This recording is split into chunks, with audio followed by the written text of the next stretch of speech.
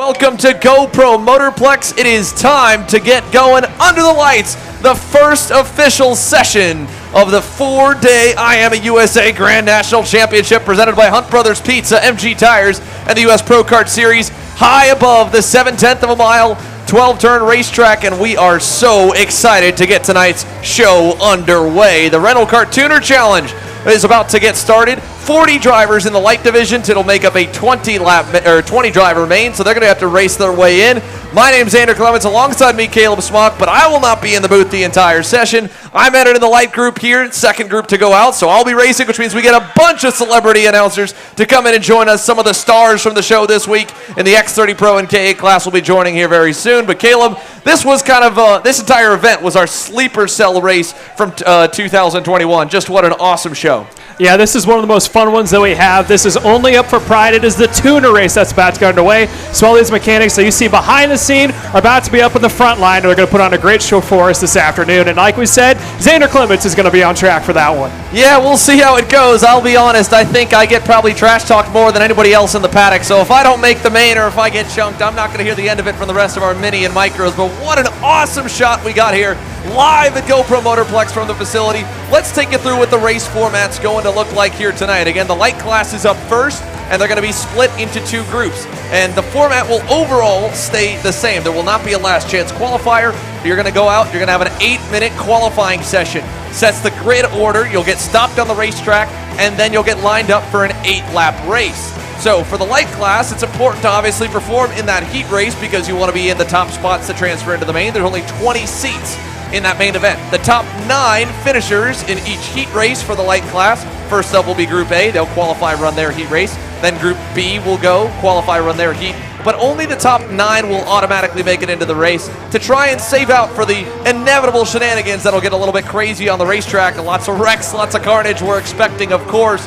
If you are the highest qualified driver that does not finish inside the top 9, you will get that 10th spot, that final spot at the back of the grid to make up the 20-car grid. And then for the heavy class, only 20 drivers, which means they're just going to qualify, run their heat, and then they'll run their main event. But qualifying in heat number 1, getting set to go for group number 1 as we see live above the facility, scramble around the paddock area, and of course this race for the IAME USA Grand National Championship. Such a cool event, and it kicks off with one of the most fun races this sport has ever seen by putting tuners. Now, that said, it's not exactly solely tuners. We've got a lot of heavy hitters here in this one to come. Yeah, there's a lot of former mechanics here this afternoon. Sorry, former drivers, I should say, who find themselves as a mechanic not running this weekend, and they're now going to find themselves running this afternoon in this mechanic shootout. Something else we haven't talked about yet. There's a change in the track layout.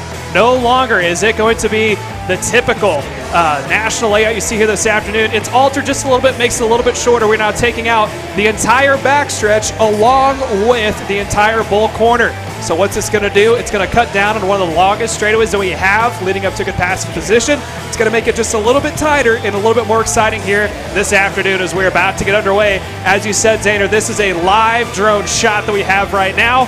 As we continue to look right now, there's a change in the track. Xander, what are your thoughts here on this one? Well, I think we're going to see a lot of carnage right here, exactly where we're looking. This is turn number 3. So typically on the full racetrack, and for a lot of the layouts that'll be used this week, which of course this race does have varying track layouts, turn number 3, they're going to take a hard right and meet up at the full layout, turn number 6. So that'll be a key passing zone because turn number 1 of the rental karts is typically close to flat out. They will have to get on the brakes into turn number 3. You'll see a lot of blocking, and I'm sure a lot of dive bombs going into that corner. Then you have right here this short chute. Then they'll turn left and go into the turn 8 hairpin, full speed through that left-handed kink, go into the hairpin corner, loop around, and then we're going to add on a little bit more. Typically, they'll come into what is normally turn number 9, this double right. Well, it's not going to fully be a double right. It'll be a 90-degree corner. They actually go all the way over to that second lane of asphalt and use the 2 concrete patches. So they'll go across the concrete patch, make a long sweeping right, then a quick hard left 90 back onto the short chute up the hill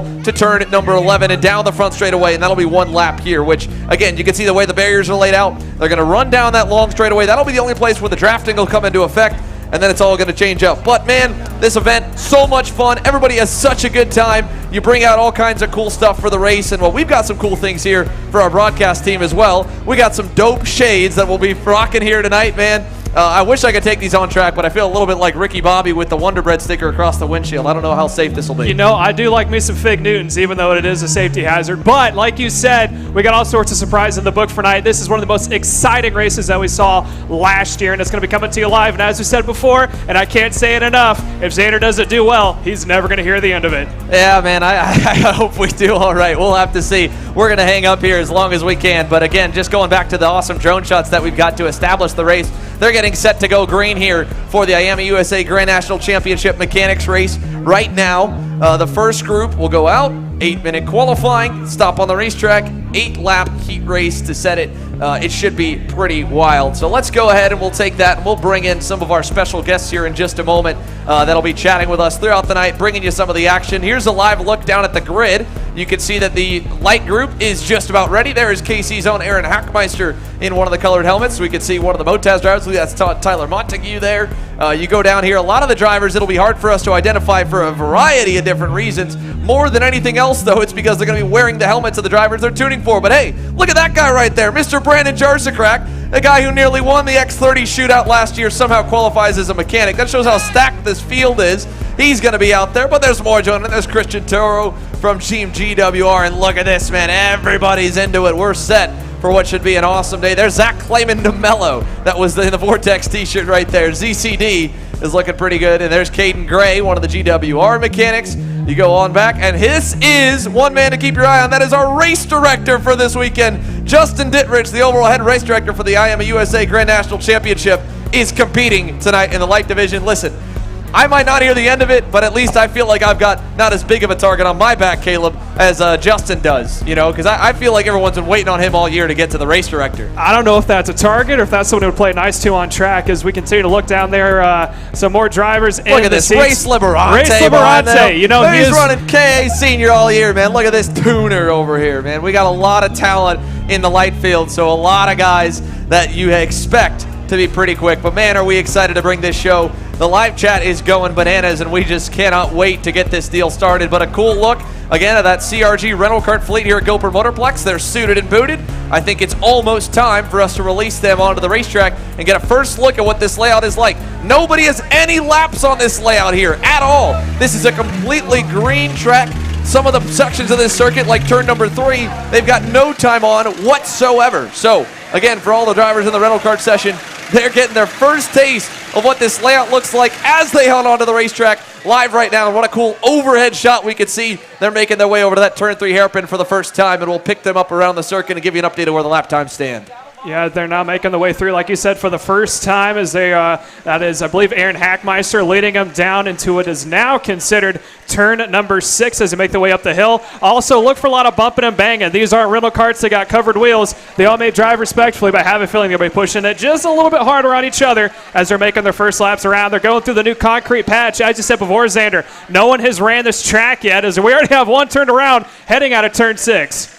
Yeah, there are some actual mechanics here, so we're not surprised to see some spins on the racetrack at all. But nonetheless, it should be a wild showing between the many drivers that are mechanicking this weekend and qualify for the Rental Kart Tuner Challenge, as well as for the mechanics themselves trying to keep up with them. Because again, from this group and then from the other light group, only the top 9 will transfer, as we're seeing a lot of battling already and a little bit of shuffling there through turn number 3. And the coolest part of this event is the entire crowd lines the fences up. It keeps everybody here. Practice has been done for nearly 2 hours. We just got done announcing the Trackhouse Karting Career Advancement Award with Kevin Harvick, NASCAR Cup champion, and IMSA President John Doonan here hanging out at Gopher Motorplex. And that obviously went to Christian Miles, who is going to get a fully funded test day in a Global MX-5 Cup race car. And we're so excited to see that. He'll be competing this weekend in KA Seniors. We got a spin over there in the hairpin. Let's pick up some of the drivers we got going up the hill and down the front straightaway. There's a couple of our other angles. We'll have a great shot there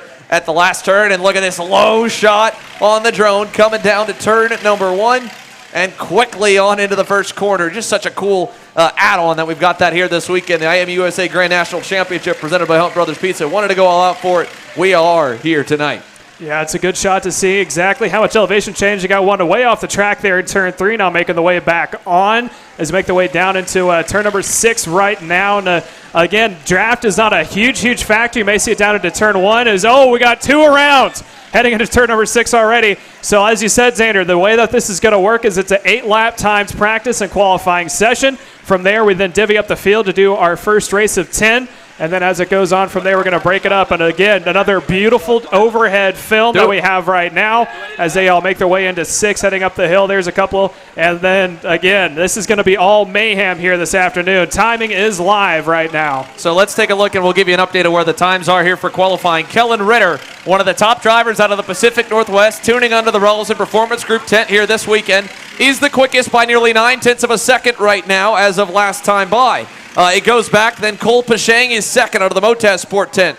Kevin Montero is third, Austin Reichel is fourth, Tyler Montague fifth, Justin Dittrich is sixth, Artie Carpenter seventh, Jedson Texera is eighth, Aaron Heckmeister is ninth, and I believe Race Liberante is down in 10th. Final driver automatically in. We'll see who can race their way in. Christian Toro, Caden Gray, William Morsini, Cedric Lupien, nearly won the KA Senior Championship earlier this year in the SCUSA Pro Tour. He's tuning, and you can see they're roughing each other up again. This is qualifying, Caleb. They're trying to set a starting spot for the heat race, and they are getting after it and absolutely demolishing each other already. Yeah, I guess what better way to make it into the show to make sure that everyone else can is we have a couple others slowing out of the final corner. Coming down to the main straight, not a large amount of major movers right now as they're going to burn another lap. But as you said, Xander, I don't know if anyone else is going to improve on times, seeing as no one can set a fast time right now. Yeah, everybody is just beating everybody up. Justin Dittrich, our race director, goes a little bit quicker that time. He found a little more pace, 59.598, moves up to second. Moves Pashang back to third. Any other movers inside the top 10? Not yet. So as we watch here, there's some more battling going through the hairpin. I think everyone's having a little bit of fun. I will say it's probably the most sober the majority of mechanics are at any point this weekend because they're all trying to be out there and racing each other. And there's $500 on the line for grabs here in the light class. Who do we got turned? That's our race director. Justin Dittrich has gone around over in turn number 9. Yeah, he's trying to go to the top spot. Another one. Kart number 1. Tyler Montague in that Burrell Art suit. He was going through the dirt. I mean, they're just beating up each other.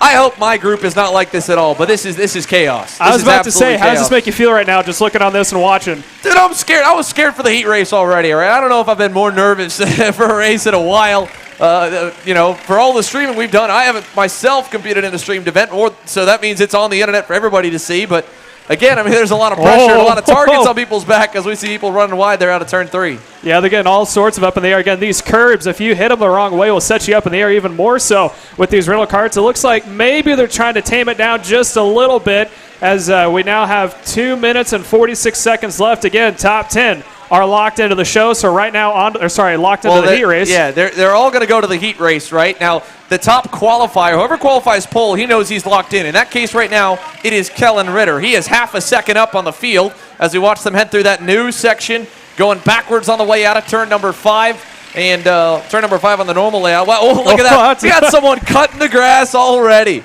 Oh, they're just cheating all around. These tuners are always trying to find a 10th on the go-kart. Now they're just cheating and cutting the track layout. Not surprising.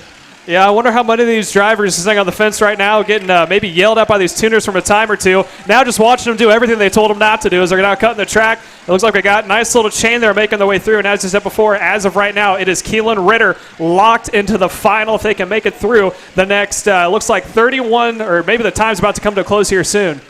Yeah, so Kellen Ritter, quickest. Justin Dittrich, Cole Pashang, Kevin Montero, Austin Reichel, Tyler Montague, Artie Carpenter. Oh, they're all cutting the track right there. You can see the tire tracks. Everyone's cutting through it. Everybody's cutting the grass. They need to put a barrier there or something for this heat race. Everybody's cutting that new grass layout before they even hit the curbing. And we've got spinners already, so hopefully they keep an eye on things here, but man, oh man, what a wild session. That could be why some of the drivers are, well, I don't know if that's why some of these guys are way down. I think some of these guys are fighting a little too much.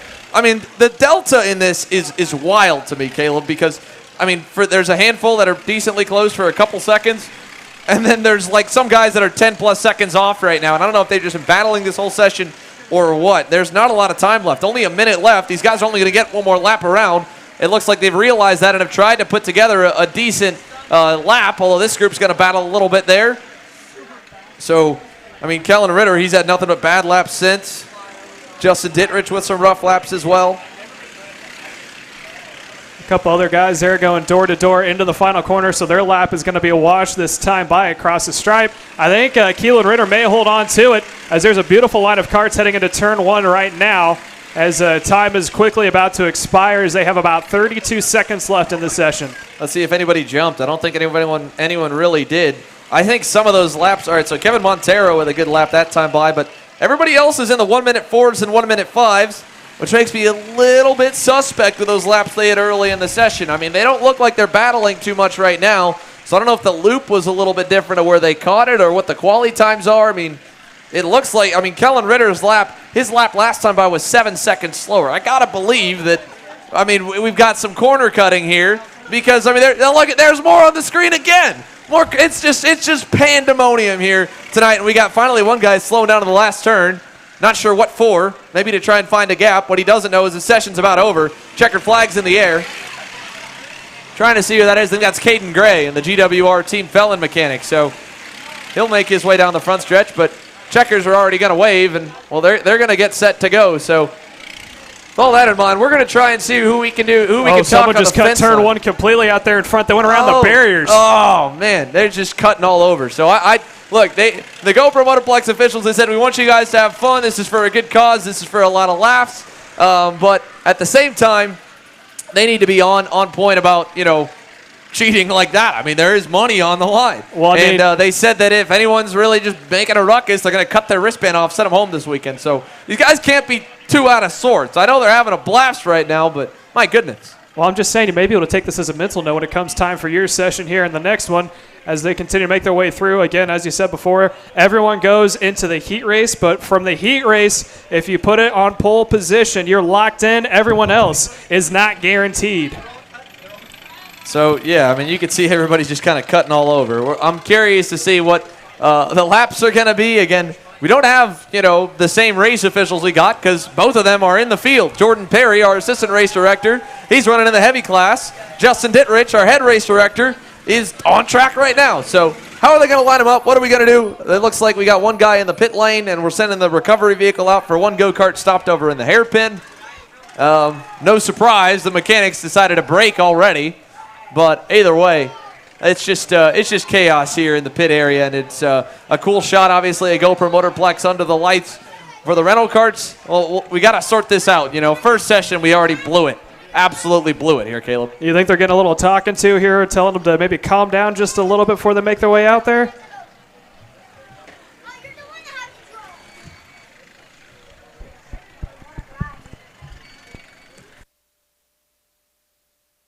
Hello. So as we continue to watch here, as they're about to make their way through, as they're not going to come to a stop to get themselves sorted out. Again, they're going to have to basically divvy up the field right now. Everyone's coming to a stop, but they're not going to stop how they're supposed to. So I got to go through, sort them, tell them where they're going to start at, and they're going to send them back underway for the heat race, which I think that was just a little bit of a taste of what's to come here for this afternoon for heat race number 1. Well, whether these guys cut the track or not, no idea. Not pointing any fingers. We saw just about everybody in the session do it at this point. I don't know if that's how some of these guys got their lap times. I'd like to believe that our race director, Justin Dittrich, going second is not on a corner cutting lap, but you never really know. He's he might be a guy that would penalize himself. Do what I say, not what I do. But either way, they're going to send them around. They've got them gridded in some form. Oh, okay, so here's what we're going to do. We're going to send them over to turn number 8. That's where they're going to grid them up, and then they will get them set for the start. So that's where the fun will happen. With the rental carts, and as we have some fun under the lights. But what a cool opportunity for everybody to get some more seat time and to see different track layouts. And again, this race, we just can't speak about it enough. It's such an awesome event. Everyone's here. Everyone's happy to cheer on their people, and I think it's going to be no different than any kind of professional car race where there's going to be as many cheers for the winner as there are going to be for guys spinning each other out. And there's going to be a lot of that here in this very first heat. Remember, qualifying is qualifying. It is what it is. All things considered, what we do know, the top 9 finishers on track are going to transfer. And if qualifying stands the way it is, if there's no corner cutting penalties, well then we're going to be able to have the top qualifier who doesn't finish in the top 9 make it in and join the show as well. So that's the format. This is the first half of the light group. Looks like we're cycling a couple carts out. We had one cart failure, so they We're bringing some stuff out. Oh, here goes. Hey, let's see if we can go over to the track here in a moment. I think we're getting set. They are bringing some barriers out now, Caleb. Oh. So they heard us. They heard us, or they were watching. Barriers are coming onto the circuit now. And, there's the Polaris golf cart utility vehicle, and you can see a line of barriers are getting moved around. I guarantee that's going right over in that brand new section, and they're going to put some more, it looks like, down in turn number 1 and 2 as well. So the GoPro track crew, all right, they let this session get away with a little bit of murder. We're not going to let that happen again. No more messing around for these guys. Yes, I still think by the end of the night you're going to see those barriers moved back, and they're still going to be cutting the track. That's just a suspect that I have, but who knows? It's going to be all up for grabs here this afternoon as they are all stopped right now, heading into turn number 6. As we're about to get themselves sorted out, like I said, a little bit of I don't want to say track maintenance, but a little bit of track procedure going into play right now. Well, let's do that, and let's also go down trackside here to pit lane. Our pit reporter for this weekend, Kendall Hedge, is also rocking some pretty cool shades, and she's there with Roman Haynes, who's going to be also competing in this second group. Kendall, let's send it over to you. Roman, you and your brother have a lot of laps here. Is there any kind of like betting going on between you two tonight? I don't think much. I think he thinks I'm going to get taken out, and I'm just going to try not to, I suppose. Well, there's a lot of beating and banging right now. How are you going to avoid that tonight? Well, I think me and DeMello are going to team up, or at least try to, if I can get up there, and then, we'll see. Maybe we'll split the money if we can, or if I could help him win, or vice versa. There's also a lot of cheating apparently going on the track with cutting everything, but now they're putting the barriers out. Are you going to cheat, or are you going to follow the rules? I don't know.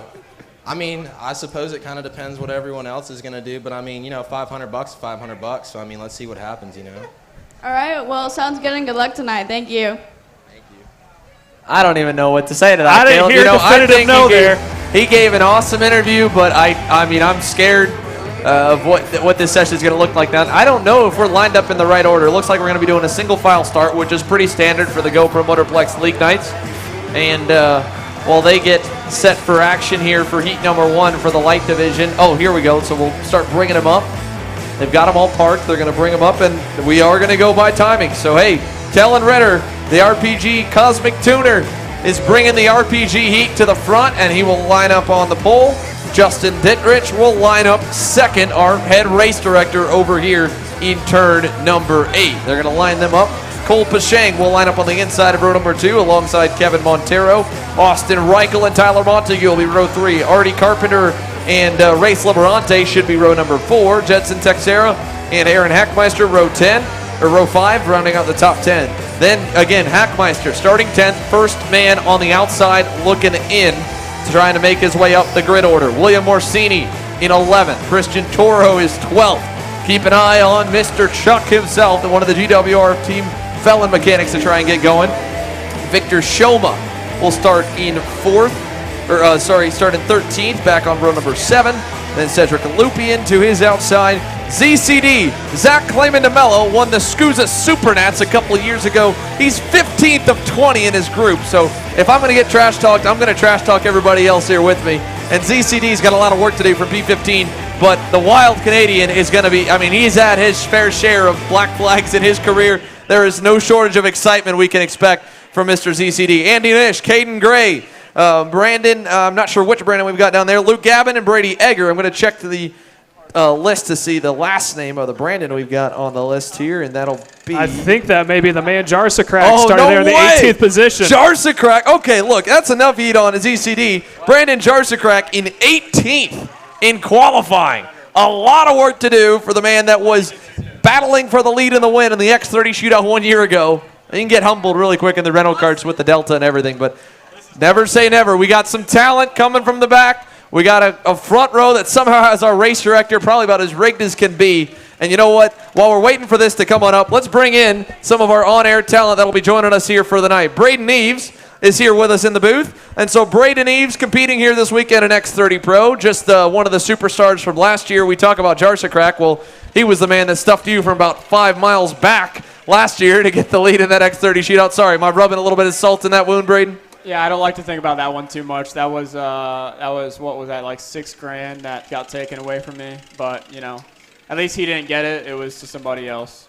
So let's call it, right? We know what the list is going to look like. We've been looking at live timing. I don't know about you. I know you saw all the cutting. Looking from the back, what's your predictions here? We've heard people wanting to bet on this one, put their own parlays. Are you going over? You're going under on anyone making up spots? Anyone taking anyone out? I think ZCD's got to be the man to punt someone if there's going to be anyone in turn 3. I mean, I might have an over/under for the number of crash go-karts at the end of this race, but I mean, I have no idea who's going to win. I mean, I just hope I see a lot of people off the track and hitting each other, to be honest.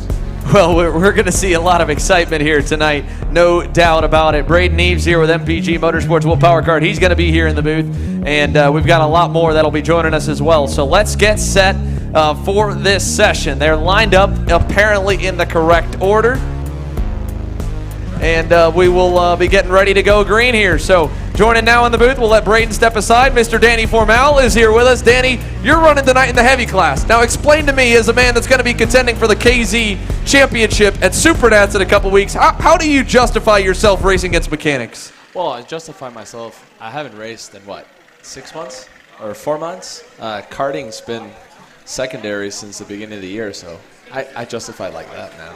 Whatever you want to say to yourself, Danny, here. We've got one of the most highly decorated karters in all the world in the heavy division. He's going to be up later, so he, like myself, keeping an eye on what this first heat race is going to look like. Let's see what it's going to turn out to be here tonight as they head down the front straightaway. It'll be led off by Kellen Ritter, and we'll try to keep you updated here as unfortunately the difference in timing system doesn't have a ticker on the side of your screen. We can give you as much info as we can here for the session. So let's take them down the front straightaway. They're already on the power. An early start for Kellen Ritter, and here we go down to turn number 1. The field will fan out side by side, 2 and 3 wide inside the top 10 as they climb the hill for the first time to turn number 3. Yeah, keep an eye on those barriers too. See if they're going to get knocked back as they're now going extremely wide out of 3. And now it looks like they stayed clean so far here, Xander. Yeah, so far so good. Clean on the racetrack down to turn number 8 for the very first lap. Who's going to get collected in that turn 8 hairpin? We got a few guys going wide and a lot of punting in the middle of the field. I mean, you could go up, down, sideways, and all over. And here we are, turn 9, first time. A lot of dive bombs. There's one in front of the pack. He'll get turned. And that might be one of the RPG mechanics. It looked like a blue hoodie. So I'd bet one of the Rawls and Performance Group drivers that got tangled. Here's the last turn. Battle for the lead down the front straightaway. And the barriers have already gotten clobbered there in the section. Where are we in the end of the first lap here? Justin Dittrich with a good move in the final turn leads them down to turn number 1. They have pile drived each other. Look at this. Race Liberante's up to second with a good move there on Kellen Ritter. He gets by on the inside at turn 3. I think they're trying to move that barrier back, but I think that's just a little foreshadow of what we're going to see here with that barrier play. More for contact. This one and the next one. There's more off the track right now. Who did we lose there? I think that's Jarsacrack that might have gone around over in turn number 2. So Brandon Jarsacrack, it was up 5 spots at the end of the first lap to 13th from 18th. A lot of work to do. We'll keep an eye on where everybody's at as they exit what would be turn number 9, and Justin Dittrich continues to show the way under heavy pressure from Race Liberante here for the race lead in heat number 1. 8 laps, so we're 1 in. Coming now to 7 laps to go this time by. Yeah, and it looks like some other big movers. Aaron Hackmeister up into 4th, who started on the bubble in the 10th spot. Now finds himself sealed in right now if he can maintain here for the next 7 or 6 laps to go. Here we are down the front stretch looking for the lead to turn number 1 as this is a 3-wide battle further back down. Coming on the front straightaway, it looks like Dittrich has fallen back to 2nd, now back to 3rd. Liberante leads the way. Hackmeister's up to 2nd. Aaron Hackmeister flying here from outside the top 10. He's gone to P2.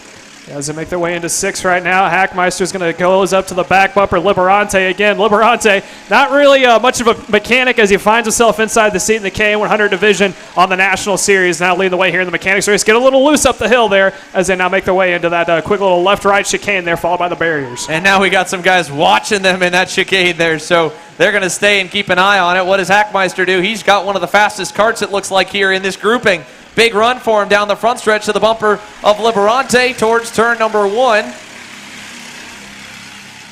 And here they go down to the very first corner. So Race Liberante leads the way. Aaron Hackmeister 2nd. Dittrich is 3rd. Christian Toro started outside the top 10. He's up to 4th. Kellen Ritter, your pole sitter, still 5th. Austin Reichel is 6th. Artie Carpenter 7th. Luke Gavin is 8th. The bubble spot is at the moment in the hands of Caden Gray. Brandon Jarsacrack is about a half second back from him, trying to hunt him down as we go to that view there coming out of turn number 3. So that's an awesome shot from our overhead drone that can show you that one. Here's your leaders, though, still with Liberante. Hackmeister down the inside, and Aaron Hackmeister takes the lead through the chicane. How much longer is he going to hold it? Because here comes Justin up into third, watching this battle out in front. He's liking that, as now he's going to push a little wide. There goes Hackmeister. Race Liberante put the bumper to him and knocked him wide and sideways. And so Race Liberante goes back to the point down the front straightaway. Now I got to ask you, Braden, you've seen these guys underneath the Willpower tent. What do you think is going to happen here with these top two? Oh, man, I mean, it's definitely been a barn burner for the MPG crew, running 1-2 in the rental kart race here. I mean, I think those two are going to be racing each other hard. I think both of them want to be top of the team. So, just like we saw there, race getting a little bit dirty, pushing them a little bit wide. I'm interested to see how it goes. Any side bets going on in the MPG tent back there about these two? I don't know about any bets, but I'm sure after this there's got to be some. As we continue to watch right now, it's still we got one Liberante. nosedived in the wall over at turn number 8. It's big contact with the barrier outside in turn 8, and then we'll go back down the front stretch here to give you an update of the leaders. So Liberante, hey, man. If I've been racing all year and I own my own go-kart brand and I get beat by one of my mechanics who hasn't run all year, I'd be pretty embarrassed too. I'd probably punt him also. Update on the bubble spot. Looks like problems for Jedson Texera. He's fallen down to 13th. Caden Gray is in. Brandon Jarzakrak is the last one in. And Cedric Lupien is now the odd man out at the moment for the top 9 moving forward into the main. It looks like we got one spun around there coming out of what appears to be turn 3 as now the rest of them come through. And as you said, Brandon Jarzakrak drove up there from the 18th spot, but he is right there on the bubble. Not a huge separation between himself and then Cedric Lupien running in P10 right now. Yeah, look at that. That's what we're watching right now. That's the battle for the money, the final spot to transfer. Brandon Jarzakrak holds it. Lupien wants it. He's a little bit faster at the moment. Cedric Lupien trying to get to Jarzakrak to the final turn. Bumper. Does he look on the inside? He does. Side by side, and Lupien is going to get the spot away here with just what looks to be 2 laps to go. Double sticks in the air, and the fight for the bubble spot rages on down to turn 1. Jarzakrak is out. Lupien is in. I think Jarzakrak, if he can get close enough, might give him a little bit of a boot, but he's getting pulled coming out of turn 3 right now by Lupien, who is well into the field in P9. So, again, Cedric Lupien now pulling away. Like you said, he needs some contact up at the front of the field, but Cedric Lupien has worked his way into the show. Brandon Jarzakrak is outside, and again, with a dismal qualifying effort for Jarzakrak, it's not looking ideal for him here in this main to get going. But as they head up the hill, let's go back to the leaders. White flag this time by Heat 1 for the first group of the two in the light division. 1 lap to go. Race Liberante tucking his head behind the wheel, trying to hang on as Hackmeister, Dittrich, and Christian Toro, fastest driver on the racetrack, has reeled them in. Yeah, Hackmeister closed it up into turn 1, now closing on that back bumper side by side for third between Justin and Christian and Toro, as it's still what was a 4-car battle for the lead, now separates out to a 2-2 pack out in front. Well, look at this. Liberante's blocking. I bet Aaron Hackmeister remembers that bump and run. He tries to move him up the racetrack out of turn number 8. Now he's on the outside lane, moving out of that hairpin. And this will go back to Liberante. Hackmeister has to give way. Here comes Christian Toro in third to the bumper. Gets into him there in the short shoot section. And now to the final turn. Liberante's got a big gap. Hackmeister's going to have to fight for second. Toro's on the bumper. What does he do? Hackmeister blocks. Toro crossover. Not going to happen. Race Liberante will win heat number 1 for the light division and across the line. Hackmeister, Toro, Justin Dittrich will finish in 4th. And where does everybody else transfer in? Artie Carpenter's in. Austin Reichel is in. Then we go back. Kellen Ritter, your pole sitter, fell back to 7th. He's in. Caden Gray is in. And problems for Cedric Lupien on the final lap. Brandon Jarzakrak gets back by him. And Jarzakrak, by 0.2 of a second, has fought his way into the show. So that was heat race number 1. Now, if you thought that was entertaining, don't go anywhere. We still got more to come here with heat race number 2. And our very own Xander Clements is going to find himself inside this madness here shortly. Yeah, we will be ready here. Stick with us, folks. We'll take a quick commercial break and come back with some interviews here as we get set for Light Division Group B.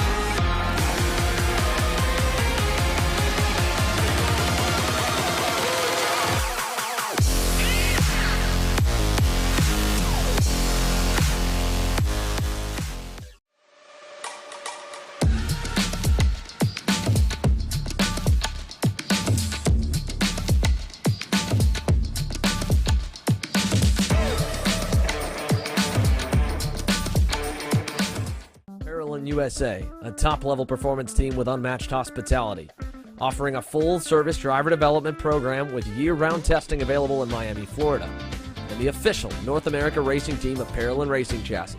Chassis and parts available at ParolinUSA.com. Massive turnouts, world-class venues, and an awesome family-friendly atmosphere. All of these and more are pillars of the U.S. Pro Kart Series, which is gearing up for its biggest season yet in 2023. Orlando, Houston, Newcastle, Cincinnati, and Mooresville. Welcome to the top level of North American karting. Welcome to the U.S. Pro Kart Series.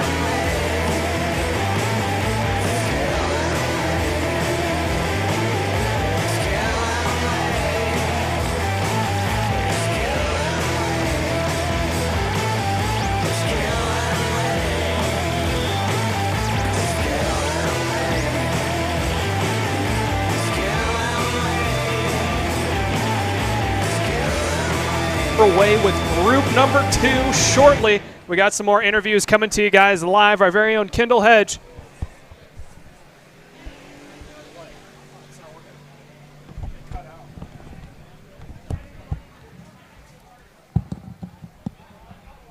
We got our very own Kendall Hedge down on track on grid, I should say, right now. So we got some more interviews coming to you guys from what happened previously from group race number 1.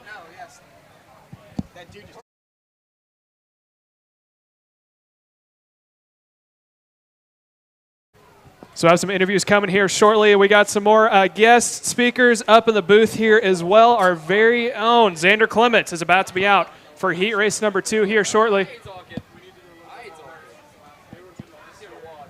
So as we're going to sit now and wait, there's all sorts of chaos happening on track. As you can see, our top footage is now coming down here. That is a start-finish straight. Again, this is going to be the second group of light. We had 40 in total, so it's going to get breaking up 20 and 20 as we are now about to get set here shortly. There's a live walk right now on track. You can see these mechanics and former drivers making the way in right now. Someone who is a driver not finding themselves inside the mechanics race on now. Braden Eves, tell us how you think your good buddy Xander Clements is going to do here this afternoon. You know, I'm really interested to see how Xander does. He is what I would call a professional rental car driver. He has a lot of laps in them. He's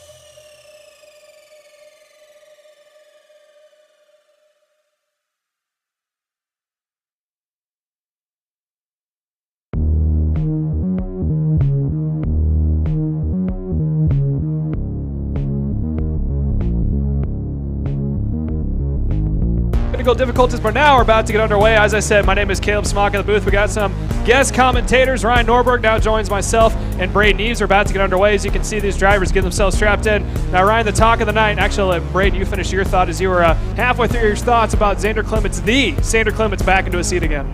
Yeah, so Xander has absolutely zero excuses here. He has about 1 million laps around here, around Miami, Homestead Miami Motorplex in the rental carts. He's the one that has always told me the speed secrets about moving the seat forward, all that stuff. So there's no reason that he's going to be anywhere but P1. So if he's anywhere but P1, we've got to give him some shit. Yeah, he's got his helmet on right now. Kids program here, Brandon. I don't think he's too happy with you right now. Something he said before, he said he was going to throw a sweatshirt on. I think it's going to get a little cold out there. It's a little chilly right now. When you get up to speed, I think maybe that's probably going to be his excuse as a disadvantage. He was not fast on track. As I said, we got a third commentator up in the booth, Ryan Norberg. Your thoughts right now?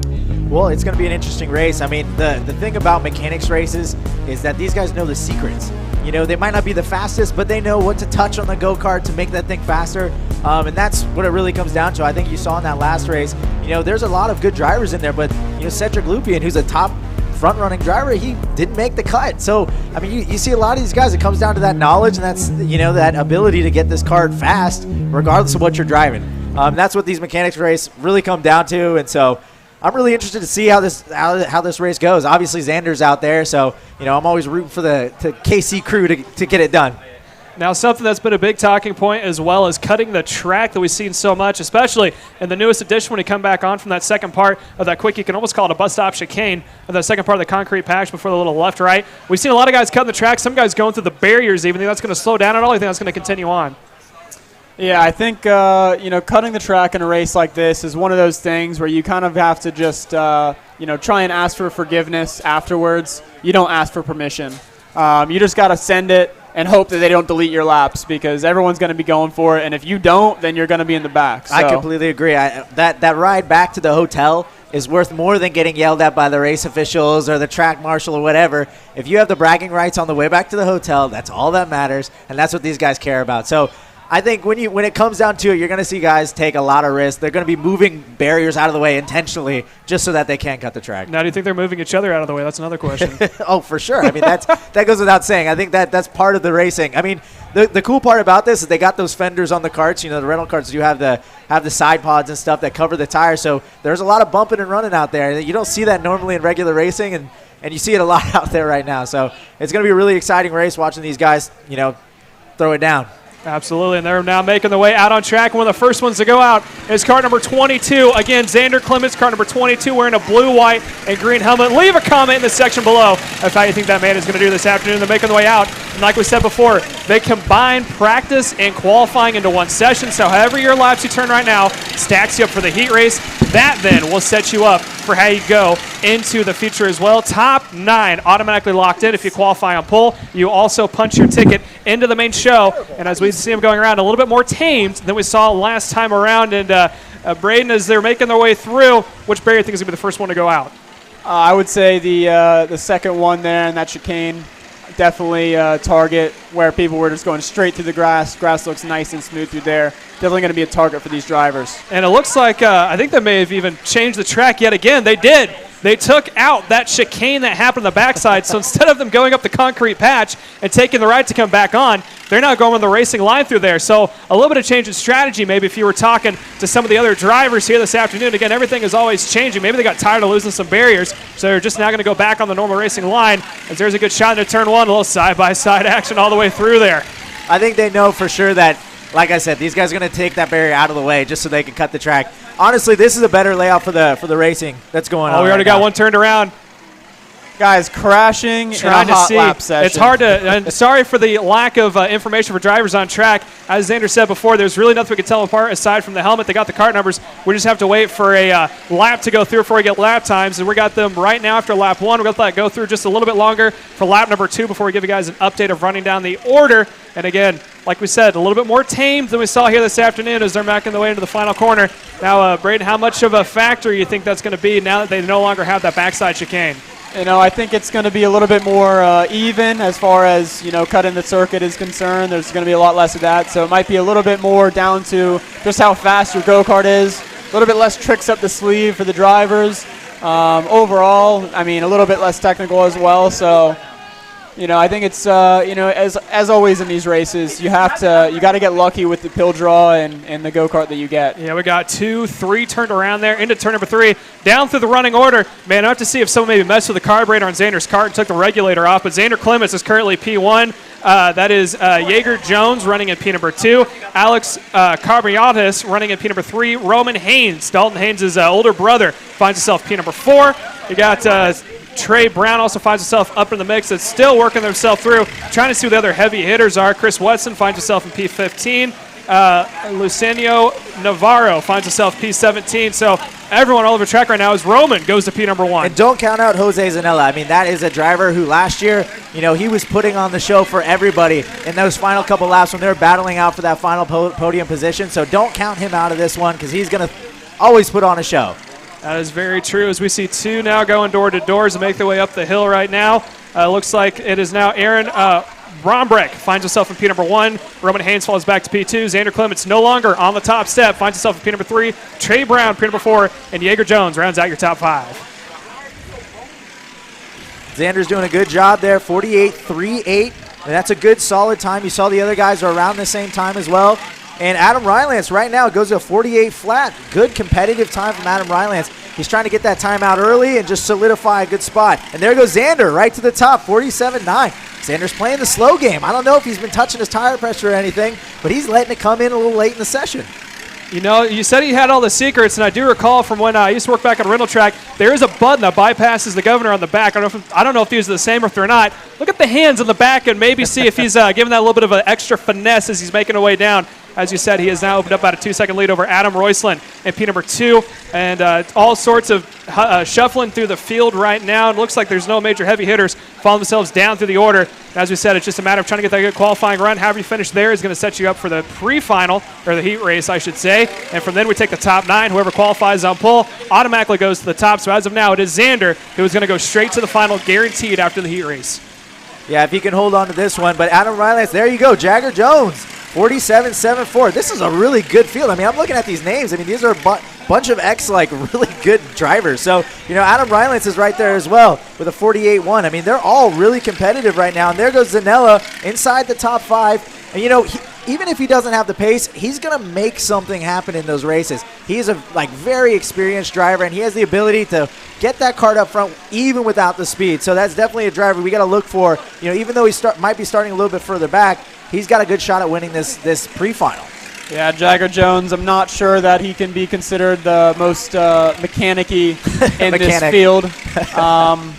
Definitely, I believe he just signed with Cape Motorsports for Indy Lights next year, so one step below IndyCar there in the mechanics race. I think there's a lot of guys who are not really mechanicking on track right now. I don't know how much mechanics Zander knows right now, but he is in P number 3. Alexander Carbontius finds himself in P number 1 right now, as Jagger Jones now finds himself back into P number 2. And as Ryan said before, they're staying pretty clean, though they're fairly tight right now. Alex Carbonius finds himself in P number 1, and it looks like it's about maybe half a second between 1 and 5, so they're staying fairly closely for a rental kart mechanics race right now.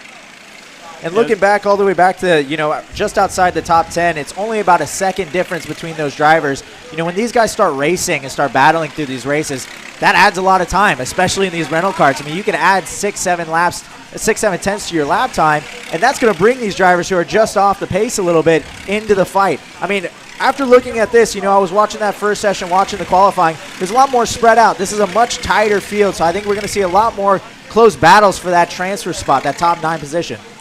Yeah, as they continue to follow their way through right now, there's a good maybe potential pass there in turn 3, maybe some contact, push them a little bit out wide as we're still trying to get a name to all the helmets that are on. As we said before, a lot cleaner than we saw from the first one. I think that was maybe a test run to figure out, how much do you have to come down here on penalties. And now that number 2's on the track, maybe they saw we got a huge lock up there heading into 6 as they're now continuing to follow their way through. And it looks like it's switched back again. That it's Jagger Jones back up to P1. Carbontius falls back to P2. Clements still up in the top 5 as he is in P number 3. And it looks like he's getting a little hustly and tussly out there, having a quick back over his shoulder. So as they're making their way through right now, again, there's no back section. This is back to a semi-national layout. They cut out the entire back part of the track. Only major drafting is happening on turn 1. Oh, we got one turned around the final corner as they're still continuing to go all over the place. A lot more tame we've seen before, as now the top 2, Alexander Carbontius goes back to P number 1. Only 1/1000th of a second separates the top 2 right now here, Braden.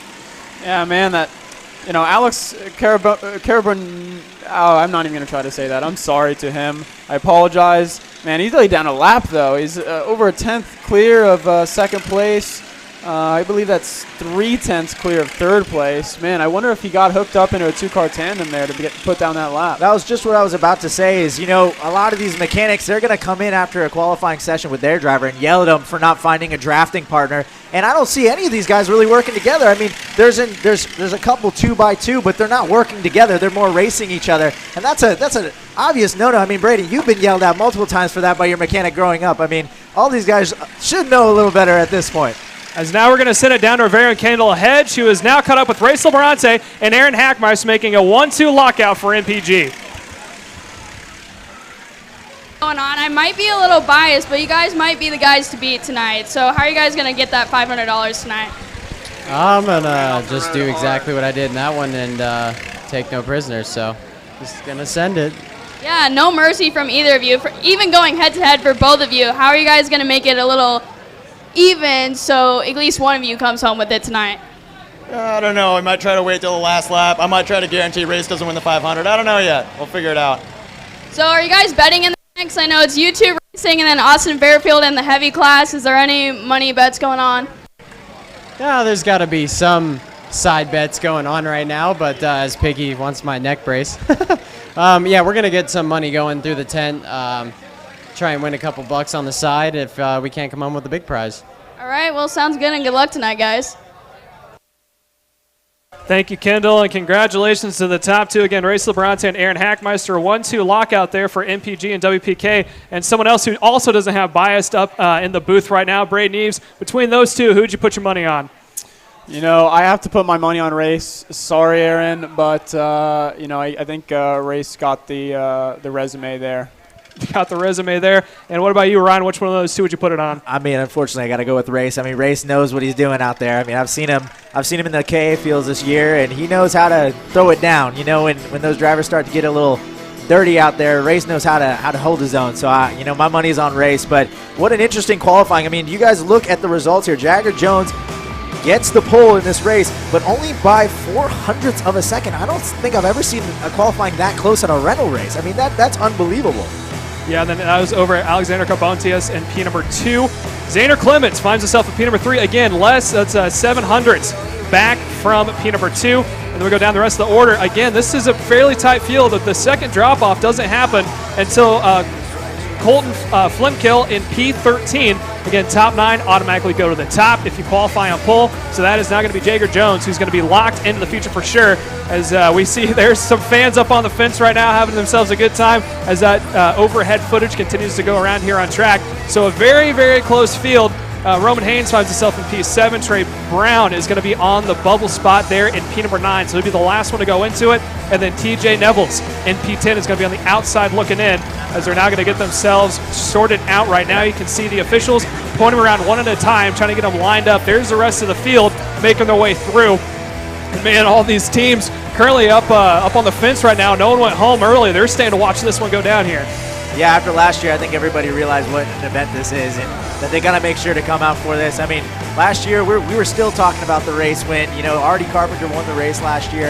And we haven't lived it down. I mean, to this day, he's let us know. And so this is his moment to, solidify his victory, but also a lot of these other guys want that bragging rights. And, the whole team's out there supporting them and want to see who gets to win this weekend. And that $500, I don't really think they even care about the money. I think they're just going for those bragging rights and just to be able to tell the rest of the 10 that they're the fastest mechanic. Yeah, bragging rights are priceless here this afternoon. Again, this is all for good fun, keeping everyone around, keeping everyone involved. This is what this event is all about, having some fun here at the IAME Grands East, presented by Hunt Brothers Pizza, as we're now about to see heat race number 2 of Light making their way around. We got them stacked up. You see a beautiful line of carts as they're making their way up the hill. They're now rolling. It's about to be an 8-lap shootout. Top 9 automatically go into the race. Qualifying on pole is locked into the show. Everyone else, unfortunately, has to go home early. And it's been a crapshoot so far from that last heat race, as we can see them lined up now, making their way through. Again, that is Jager Jones on pole position with Carbontius in P number 2. Xander Clements, Kart Chaser's very own, in the 3rd spot. Now, do you think anyone from the back of the field is going to have maybe a target on his back to be the guy that pushed off Xander Clements at turn number 1? I wish I was out there. I mean, Xander was talking a lot of smack on that podcast that one night. I wish I was out there and could put him off myself. But an interesting choice. They're going with the outside line. Jager Jones trying to keep his tires clean. You watch that previous session and watch the run that they got into the turn number 1, and I think he's wanting that outside line. And the green's out right now, and they're heading down into turn 1. Yeah, so it's going to be Carbontius in P number 2. Here comes Xander getting 2 wheels up on the curb, and now he's going to get the boot to the outside. Somehow man's on a 3. Barrier goes flying. Yellow flags are out, and I think everyone is going to continue on. We got more bottlenecks. Happy gets with 3, 4 off. Even more barriers are going over. So this is not as tamed as we saw here yesterday. Beautiful overhead footage, and now they're 3 wide. Xander Clements is in P number 3. I thought that he was going for the point. He moves himself up to P2. He's now looking up for the first spot on the outside of Jager Jones. Jager got very defensive in that first couple corners there. He's trying to hold on to the lead. Now the driver's going 2 by 2 behind him. That's giving him a little bit of an advantage. But we know with these lower horsepower karts, they're going to have an opportunity to make that spot up and make that space back and catch him back down. But Xander Clements, like you said, he just fell back to the 5th position at this point. But yeah, tight race right now for the front spot. Xander was giving him the finger point forwards to try and get these guys to stop making moves on him and try and work forward. Looks like the top 2 are getting a little bit of a gap away from 3rd place. Yeah, that is Jones at Carbontius, and I'm sorry, I apologize. I'm sure I'm messing that name up. We're out in front 1 and 2. JMFS currently finds himself in P number 3. Xander Clements in P number 4, and as you said, top 2 starting to pull away. And here comes a good battle for the 5th position right now as they're getting them nose in coming up the hill. Again, there's the top 3 out in front. There's 4, 5, and 6. So that's Xander, Aaron Brombeck, Janila, and then Roman Haynes in P number 7. So they are all up in the mix right now, coming down to the stripe. This is the most crucial corners, that final straight. Now, Ryan, you got a lot of experience here. It's a big draft when you come into with an X30. How much more critical is it of a draft here in the rental race? Oh, it's even more important. I mean, these 4-stroke karts, they don't have a lot of horsepower. When every advantage you can get is obviously a big advantage. I mean, you can improve your lap time by 3 or 4 tenths by just getting a draft around the whole racetrack. And that's what you see. Jager Jones had a good lead, and now he's getting passed up the inside by Alex K. I'm not going to butcher that last name. Danny Formal actually came up and showed me a picture of him racing him back when they were kids. He says he's a good driver. He knows what he's doing out there. And so He just took the lead. Jagger Jones looking back to take that lead spot. I don't know who's JMFS. That's actually Jimmy Simpson. Jimmy Simpson. Oh, Jimmy Simpson. That's another little local legend right around here. So that's another solid top 3 right there. The big thing we need to look at is Trey Brown in that 9th position. It's pretty tight for that transfer spot. I mean, we're obviously watching this lead pack because we want to know who wins, but that transfer position is really the most important spot right now. Oh, man, Jimmy Simpson looking real try-hard out there in his full racing suit. Does he have gloves on and everything? Oh, he does. He's got the gloves on, race shoes and all.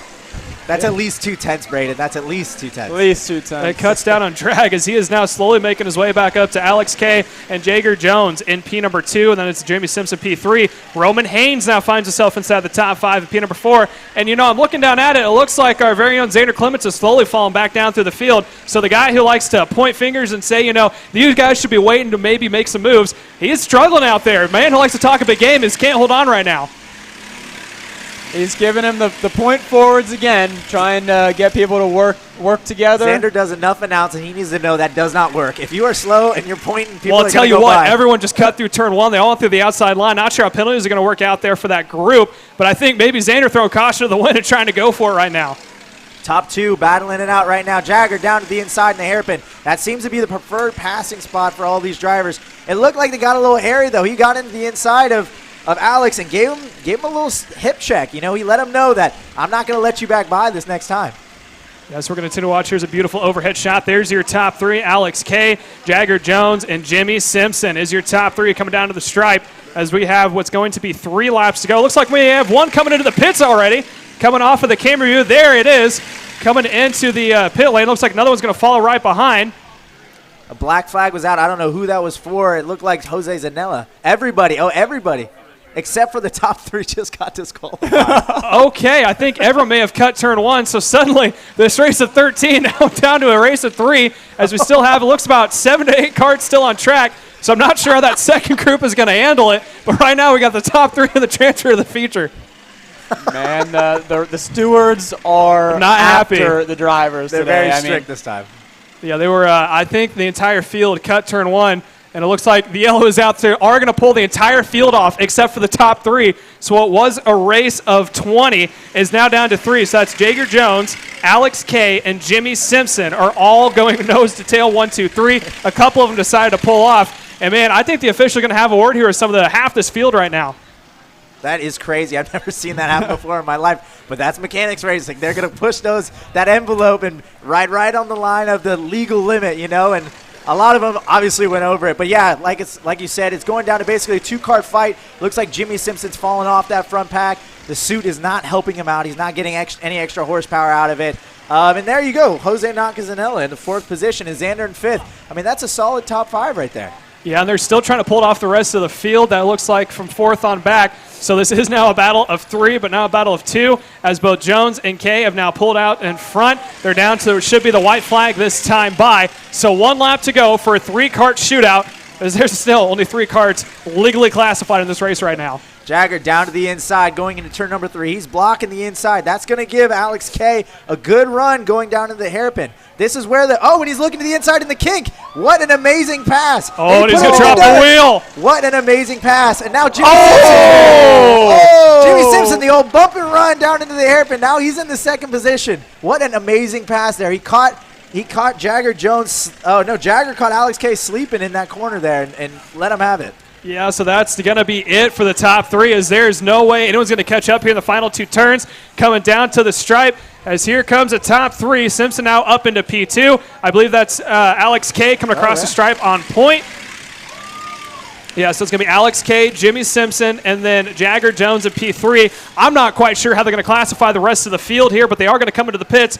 We're going to send it down to a commercial break and figure out how they are going to handle this one going forward. But up next, we do have your heavy race still yet to come, so stay tuned and don't go anywhere. You're watching the Mechanics Race live Thursday night from the IAME Grands East, sponsored by Hunt Brothers Pizza.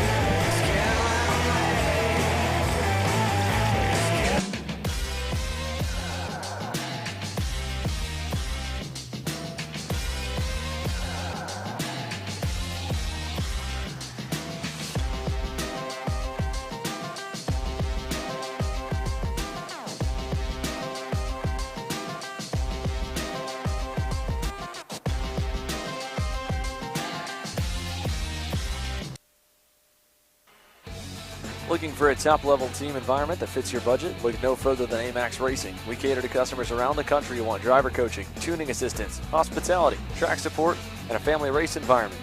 Our race schedule is support available at all levels, from club and regional series across the Midwest to top-tier events such as the TKNA Grand Nationals, the U.S. Pro Kart Series, and the Scooter Pro Tour.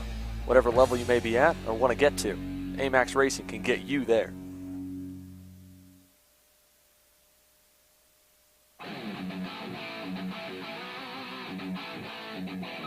The 2023 season is just around the corner, and if you're looking to buy, sell, connect, or learn, make plans to attend the 37th annual OVK Go-Kart Swap Meet, February 4th, 2023. Register online at ovk.com. Hannah Greenemeyer is going to score the final win of the U.S. Pro Kart Series. Hayden Jones is a national race winner. Nate Cicero wins. Four-time champion Ryan Norberg winning Super Nationals 24. Winner, winner, winner. Are you ready to join one of North America's winningest driver development programs? Rollison Performance Group offers fully customizable packages that are meant to take your game to the next level. For more information, head to rollisonperformancegroup.com.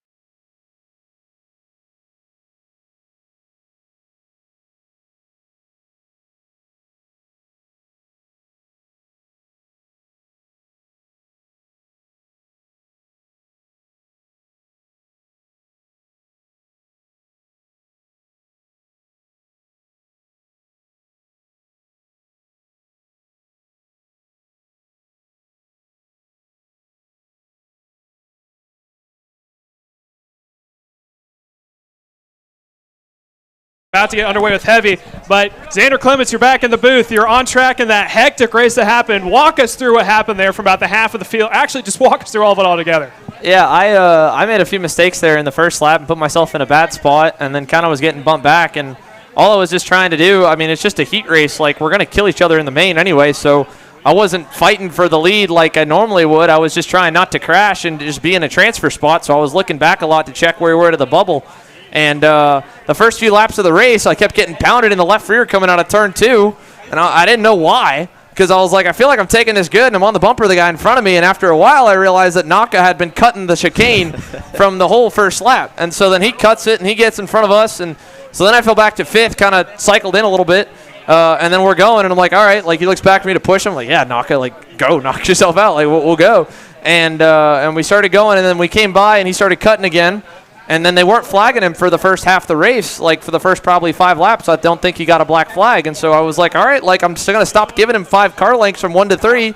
And by that point, someone in the back of the field had like pile drive the barrier in turn number 2. So the only barrier that was still there was a single barrier line that basically was like a fork in the road at that point. The whole runoff was open and the whole right side of the track was open. So I followed him, I think, 1 or 2 times and just staying on him, figuring that he was fine. If he was doing it and we were just going to let it go, if you look at the little 600 in the rental kart race that they've done before, they let the NASCAR guys run to the grass when they knocked the wall. So I didn't think it'd be a problem for us. and then sure enough, he got black flagged. And then I guess they were flagging me at the same time. And he missed it for 4 laps, and I thought it was just for him.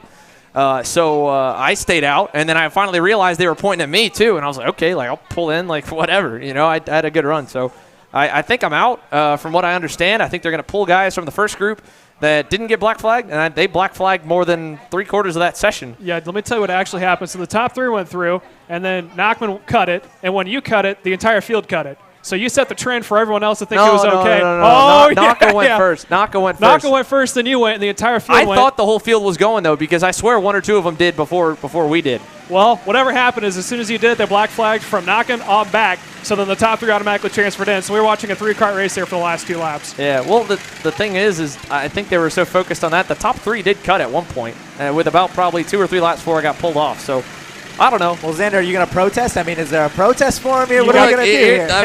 At this point, man, you're just, you're hanging on, right? I mean, it would have been cool to go out and play. I don't think I would have been able to win with the way everything was, but it was fun for a minute.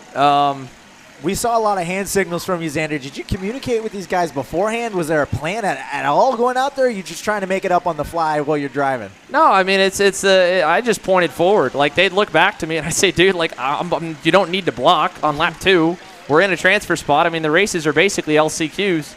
And so then I would do that, and then they would block me anyway. So I was like, well, this is kind of silly. Hey, well, that's how it is, Xander. That's how it frustrating gets. Like, I mean, and I get it, right? Because we see every broadcast that someone points forward and then passes the guy, but I really wasn't trying to pass him. I just wanted to stay ahead of the bubble. So I don't know.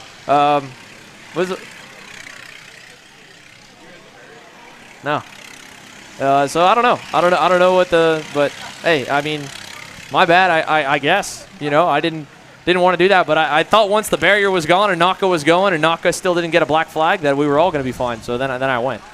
Well, it was entertaining to say the least, and it adds on to the pandemonium that's been so far. Now on track is your heavy class when it comes to all of the mechanics right now. They are not going to have to do a cut in this one. Everyone who starts will continue on to the feature, but they're going to do the same layout that we've seen before. They're going to do their practice/qualifying here for the first 8 minutes. They're then going to do an 8-lap shootout here to set for your heat race, and after that, you're going to go into the feature along with your light, which is going to go after the heat race of here. Fabulous. We're going to continue to watch this one making their way around as with a little bit of side-by-side action, door-to-door. Xander, when it came for qualifying, was that going on with your group? It looked like you guys were a little bit more tame than the first group as far as pushing each other off the track. Yeah, qualifying was good. I don't know who was the guy who put it pole on my session. Do you remember? It was Jagger Jones. Yeah. You were only 2/10 off. I mean, you actually put down a pretty good time. You were alone, which was also okay. 4 of the guys going back and forth for pole. We were. I was not bad, and Jagger was better than me through turn 1. I was better than him, I think, through turn 3. But turn 1, I didn't think the kart would hold onto the rubbers. We got a spin over here in turn 8, but oh man, one up in the air. Yeah. I mean, the big thing with the rental karts is they just don't cross over any kind of surface pretty well because they're so heavy and they sit on the racetrack. So you want to always enter every corner kind of narrow and underneath the rubber, and you don't want to use the outside curbing. And you have to do the same thing in turn 1 and enter narrow. It's just depending on where that barrier gets hit to is where you can track out to and how much you got to slow down. But he was sending it a little bit more than me down in turn number 1. And that's where he was quicker. I looked back and saw that he ran me down, so then I let him go and followed him around for a little bit and qualified all right as we got a few more guys turned around here. Where are we at with time so far? So Jordan Perry's doing good. Danny Formal, again, we're just going to count that he shouldn't even be here, period. But he's pole. Jordan Perry's second, and then we'll try and get down and figure out where we got. I think that we got Dalton Dow in 4th, Ben Stachowicz in 5th, and on down. Let's see if there's any big names that are still down the order. I don't think there's a ton, but the skill level, or you have more mechanics really in the heavy class. Only a handful of guys that are actually just drivers that are saying they're mechanics this weekend. The crazy part is I don't know what helmet Danny's using, and I can't see him out there. I mean, he's got that iconic driving style. I mean, I'm surprised he's not, lifting the tire in this rental kart. leading his body out the go-kart. I have no idea where he is on the racetrack. I can't see him, but he is going pretty fast. But Jordan Perry, he is an LO206 guy. He was at the CKNA Grand Nationals. He's down in Homestead. I mean, he races with you, Xander. He was over with you. He worked with you a lot. He does a lot of 206 racing. I mean, this is in his wheelhouse. This is a good area for him. Yeah, I mean, he's, been out of the seat a little bit. But the other thing, too, right, so Jordan's took over my job down at Homestead 2.5 years ago when we started Kart Chaser. We have the exact same fleet of rental carts, same chassis, just with a 9 horsepower instead of 13. So you can bet he's got a lot of laps in a CRG rental cart over the last few years. Taking out the CKNA Grands and the other testing he does in a racing cart, he's got a lot of rental laps like myself. I heard Braden and you talking trash before I even got underway. I couldn't hear anything. Positive. I was very positive. I heard a lot of trash talk going on. But, I mean, it is true that when you work at the racetrack, you end up spending a lot of time in rental carts, and I did. And so I figured we'd be all right in these because the handling's different cart to cart, but the way you drive them is a little bit different, too, because they're so rear-end heavy. But, yeah. Now, was there any fall-off? I mean, you were out there. I mean, I've talked to some of the drivers. I mean, obviously, these rental carts, their tires are basically bricks. I mean, they're the hardest tires possible. But was there any fall off? Because you were pretty quick in the beginning of qualifying. You set a good time early, and then Jagger started to find a rhythm and started to go a little bit faster. And in the race, you didn't seem to have the same pace that you had in qualifying. Was there a bit of fall off in the carts? From the qualifying to the pre-final? I mean, it's the same thing that we kind of see nowadays with the MG yellows, especially where you can heat them up a little bit and grease them.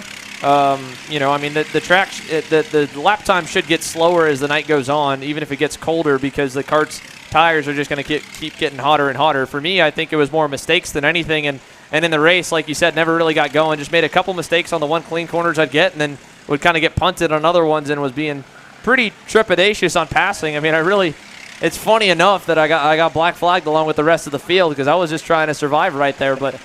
I don't know. I thought that's what we were doing. Anyway, though, it normally is quicker at the very beginning. And like I said, in Jagger's case, I think he was probably figuring out the racetrack. So I think I figured it out early and then didn't do the right things as the session went on to go push the limit better, where he was able to go a little bit deeper into turn one than I was. And that was really the one place he beat me. It's easy to overdrive him and think you're okay if you don't have someone to gauge around you. And I think he was overdriving a little bit in turn number 3, not knowing where the gap was, at least once he got out in front, because when I was towing him around, he was really, really quick. So there definitely is, some, driving needed for these things. I mean, a lot of people look at these carts and they look heavy. They look just like fun go-karts to go drive over the weekend. I mean, there is some skill needed. I mean, obviously Xander's talking about a lot of the different techniques he's using out there to make this thing work.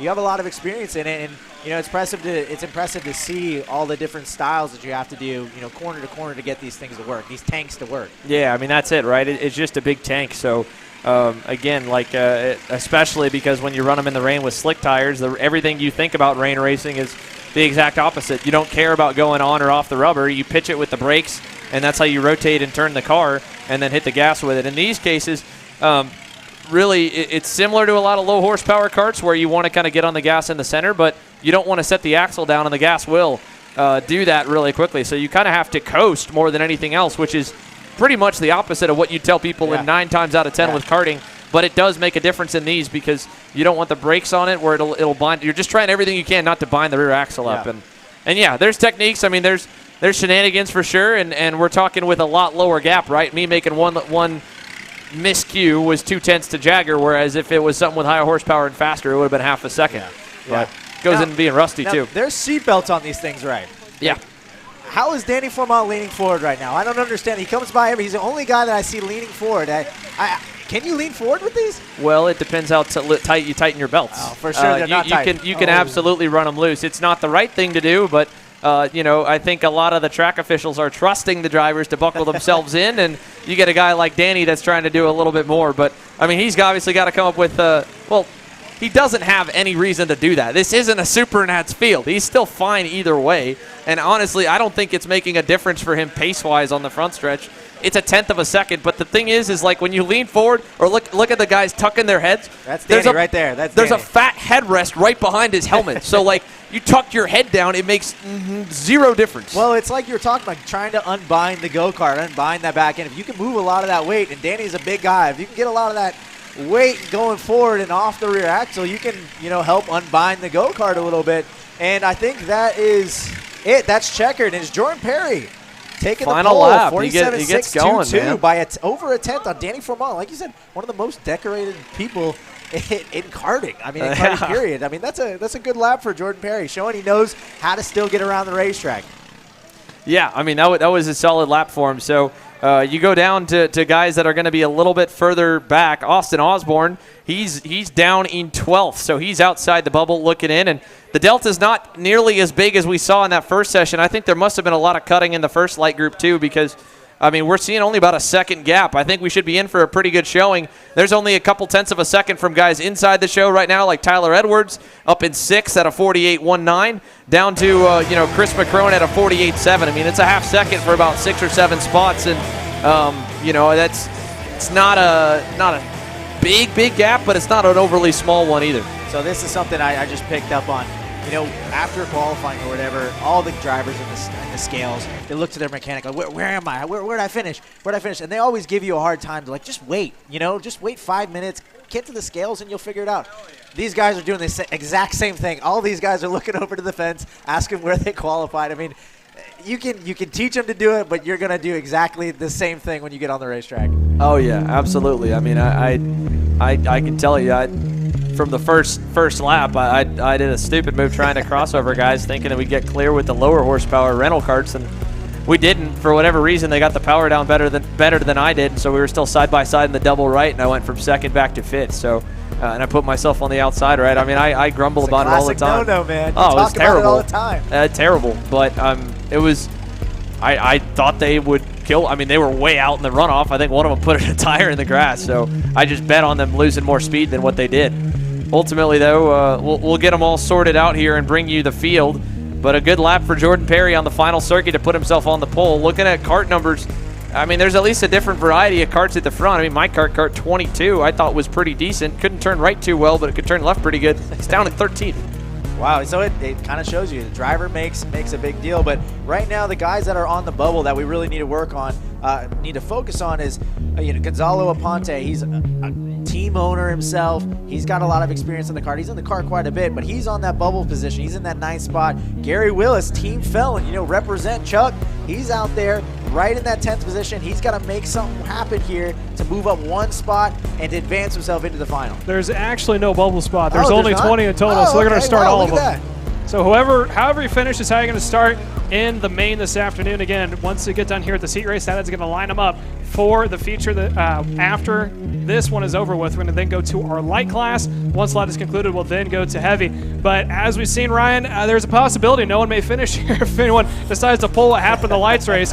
As we can see, that's car number 18, Gary Willis, giving a little bit of a point to the overhead cam right now. He's in it. They're all ready to go right now. Felon Chuck. Absolutely. Everyone getting excited here, getting ready to go, and I think we're going to see maybe a little bit less chaos than we've seen before. Typically, I remember last year it started off very chaotic, and then it got more serious as it went on. I don't know if we're going to see that here tonight because it's been just a crapshoot all the way across the board. Oh, it has. I mean, that's the thing about these races. You don't know which way they're going to go. These guys could play it smart. I mean, they all have a ton of experience. They know what they need to do, but can they control themselves and keep it in? I don't know how many drinks these guys have had before they even got in these go-karts. That's a whole other topic.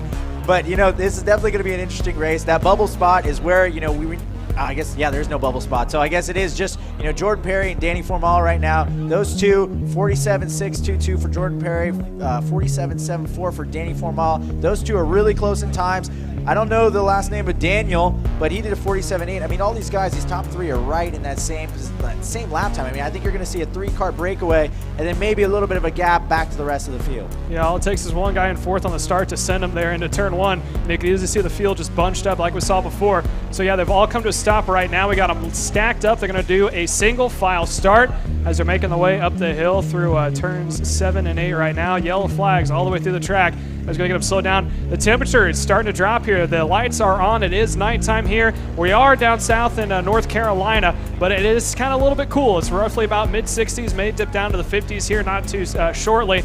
So I don't know how much, as we heard from Xander about tire degradation, However, I do think that it is important to get these tires back at the temp. They did sit for about 5 or 6 minutes. It's going to cool them back down. So they're all lined up single file. Would you be scrubbing your tires back and forth? Oh, I would be. I mean, you got to do the fundamentals of racing. If you watch my channel, I always talk about the fundamentals. The number one thing you do when you get on the racetrack is warm up your tires. Regardless of what you're driving, warm up your tires. Not a lot of those guys chose to do it.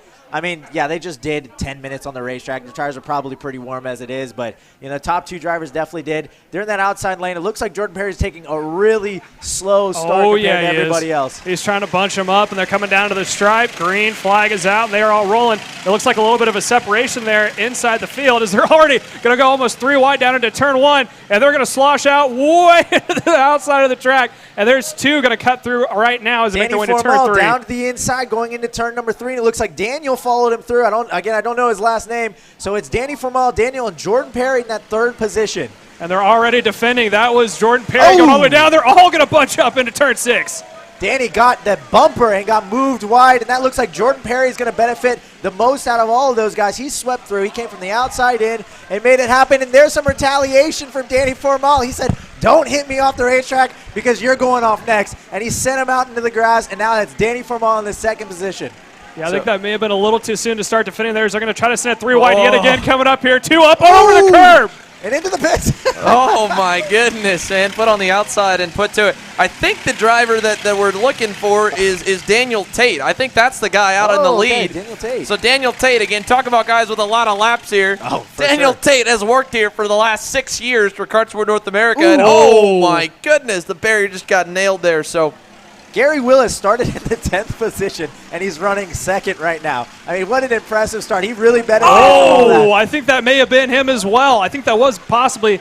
I hope not. It looks like it might be one of those Team Felon hoodies, but you just don't know. I think Gary's still in 2nd. He's got Danny breathing down his neck right now. Yeah. The unfortunate part, the fortunate part is he got into 2nd. The unfortunate part is he's got a lot of faster guys behind him trying to get back by. So hopefully he can keep a good position here and just fight these guys off for the rest of the race. You just got to be smart about it. So, yeah, Daniel Tate, Gary Willis, Danny Formal, Mike Edwards, trying to find who we got there in 5th and the number 33. 3 wide across the line. That's for the 10th position. It looks like Gonzalo Aponte battling it out there. They're going 3 wide into turn number 1. Okay, so our guy in 5th there, Miami Mike Contreras, is up into the top 5. So put another GWR Team Felon tuner there.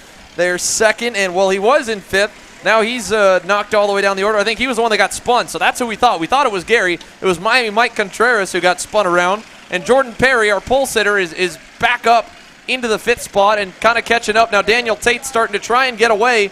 Last time by, he pulled a half second on him. Let's see what the gap looks like this time. They're working together to try and hunt him down, but the gap is still pretty big. Across the line last time, 1.9 seconds. 3 laps complete this time by as they go across the stripe. It's up to 2.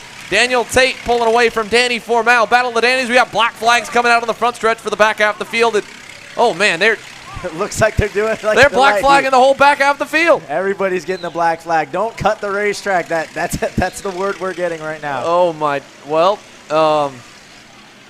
I should probably take my headset off for that one at this point. I don't know, man. I'm going to blame it on the light-up glasses we had. And just say that threw my brain for a loop a little bit, having these things. He had to adjust his eyes back to being normal as we continue to watch here. And as we said, the entire back half of the field, we saw a couple of guys start to move barriers. So I'm wondering if they're going to black flag people as well if they push each other off the track, as they got one up and over on the curb. I think that may have been Tyler Edwards in the 4th spot. Had the entire cart straddling both sides of that sausage curb as making way back through. Here's going to be another pass on the inside. That is going to be for the 3rd spot. Jordan Perry looked like he had just gotten back into the 4th position, had some momentum going forward, and there he goes. He spins the driver around. Tyler Edwards is spun around. Jordan Perry is tired of going backwards. He needs to go forward. He needs to catch Gary Willis and then Danny Formal, and then he can get a good starting spot for this final. Oh, man. So, well, hey, at least for them, they're not worrying whether or not they're going to make it. I'm curious if the DQ drivers in the heavy class are going to get to start their main, or if we're going to have a 12-cart grid for the heavy main event. But hey, like you said, Jordan Perry tired of waiting behind because he's just watching his buddy Daniel Tate continue to pull away. It's kind of a flip from last year. Last year, the light division was the boring class. This year, they have been, well, I can't say we have been really stupid. and the heavy guys have been a little more tame. And I can tell you the one difference, the one driver that was in heavy last year that was light this year was Mr. Nakazanello. That's who I'm going to blame it on, and I'm going to put that. I'm going to die on that hill there. We may need to have to interview him a little bit, but I'm going to say he's the one that's the common denominator of the crazy rental car class. So Jordan Perry, he's caught up to Gary Willis. That top four, that battle for third right now is starting to heat up. Willis is going to. Willis shoved him off, and he's losing a position because of it. He gets into him. Oh, he turned him. Jordan Perry was not happy with that. Oh, man. Gary Willis was up there for so long. He showed him what the team felon was all about, and unfortunately he got caught out because of it. I'm wondering what the officials are going to think of that one, as they're now being shown 2 laps to go across the How many carts are we strike. down to here? We are down to, well, not counting Gary, we're less than 10 that have not been black flagged here in this heavy grouping. If I count correctly, which is typically not the case, we have 9 carts on track right now on the lead lap that have not been black flagged as they make their way through. And as some guys have come off, it's gotten less and less exciting, but it's still point to Daniel Tate out in front by about 1.2 seconds so far. But Danny Formal, 5/10 faster that last lap. Danny is on a drive right now. Yeah, he's one of the most decorated people in the world. this guy knows how to make a go-kart fast, and he's showing it right now. I think what it goes to show is you guys were incorrect about being into a tuck when you have your head on the wheel. I think that is where that 5/10 of a second came from. I disagree, man. Look, he can do whatever the hell he wants, all right? Daniel Tate has put 2 seconds on a guy that might be winning Supernats. He's running him down, but, I'm proud of my boy Daniel Tate. I'm saying he's tire saving right now. A win's a win. A win's a win. You know what I mean? You got to take what you can. He's got to hang on to it. Don't get me wrong. Formal's about 5 car lengths back. He'll be a little too far back as we watch this group come out of turn number 3. This is back towards the edge of the top 5. What looks to be a 3-car grouping of Jordan Perry along with Dalton Dow and one more in cart number 4 that we're not sure of who we got because there's a few more names I don't fully recognize. But at least for Daniel Tate, he'll round turn number 9, exit up the short chute up the hill, and punch his ticket to the pole for the main event in the heavy class. And so we will wrap it up with Daniel Tate and Danny Formal, a pair of Danny's up front, and it's Formal on the outside of the front row for the main event here with a second place result in the heat race. Jordan Perry will cross the line third. He recovers good after getting knocked wide, and we got some rivalries coming in the heavy main. Look, if someone wrecked someone in that light heat race, the chances of them getting back to him were low, unless you were in my heat and everybody got DQ'd. Of seeing them in the main. The heavy guys, I'm surprised they were as brutal on each other as they are, because they're going to line up right bumper to bumper with that guy to start the main event here, and all it takes is getting pushed wide one time, and that guy that you sent back to the weeds to 10th, he's right with you. And they remember it. That's for $500 right there. So that move you did, Jordan Perry might have to pay up for it. Gary Willis is only a few rows back. A good start going down the inside. You can catch that guy back up. Yeah, absolutely. So here we go. We're going to bring the heavies in. We're going to take a commercial break. We'll come back with some interviews here to get set for the light division to get their main event underway. I'm Billy Vincent, owner of MPG Motorsports. What we do at MPG is we try to keep it a nice, fun family atmosphere, try to combine sort of the bigger things and of the bigger teams and the professionalism down with sort of some of the fun sort of family-oriented atmosphere. We try to not only develop drivers, but also the parents and the families for just in knowledge in general in motorsports. It all starts in karting. What we try to do is try to help the drivers, the moms, the dads understand the sport of motorsports in general, not just karting, but what it takes to get all the way up through. Whether you end up wanting to be a driver or a mechanic or an engineer, we can help you with that, and that's what we're here for. If you're interested in joining us at MPG, our home base is at Whiteland Raceway Park in Indianapolis, and you can contact us at info@willpowerkart.com, and one of our great people will reach out to you, and we'll try to put the best program together. Looking for a top-level team environment that fits your budget? Look no further than AMAX Racing. We cater to customers around the country who want driver coaching, tuning assistance, hospitality, track support, and a family race environment. Our race schedule has support available at all levels, from club and regional series across the Midwest to top-tier events such as the TKNA Grand Nationals, the U.S. Pro Kart Series, and the Scooter Pro Tour. Whatever level you may be at or want to get to, AMAX Racing can get you there. Odenthal Racing Products, your #1 producer in engine mounts since 1992, along with our leading-edge designs and product development, such as the Odenthal Racing Products EasyGP camera mount, which comes in 4 different styles and can be used on any karting platform. To see our products online, go to odenthalracing.com.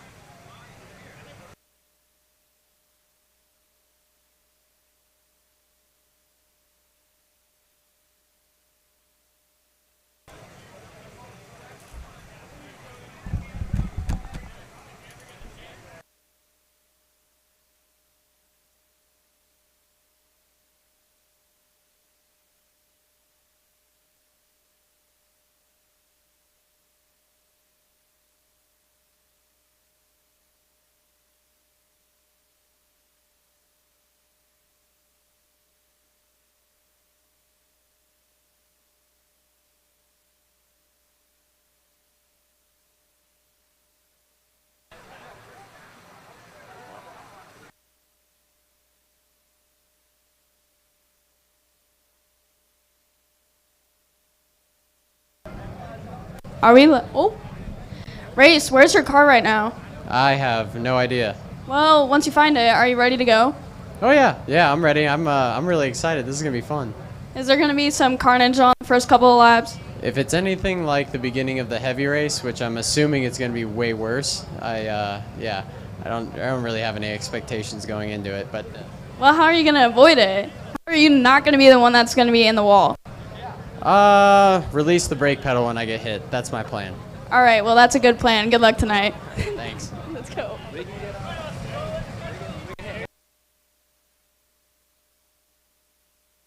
All right, thank you for that, Kendall. We're going to see if we can't get some more interviews coming down the line. It looks like Kendall has found another one, as we're going to do rapid fire here when it comes time for your live. We're going to send it back down to Kendall. Kendall, take it away. All right. Well, apparently he's not even racing, but really wants an interview. Who do you think's going to win in the light race tonight? Race Liberante. That's a fair choice. Why? Because he's my boy.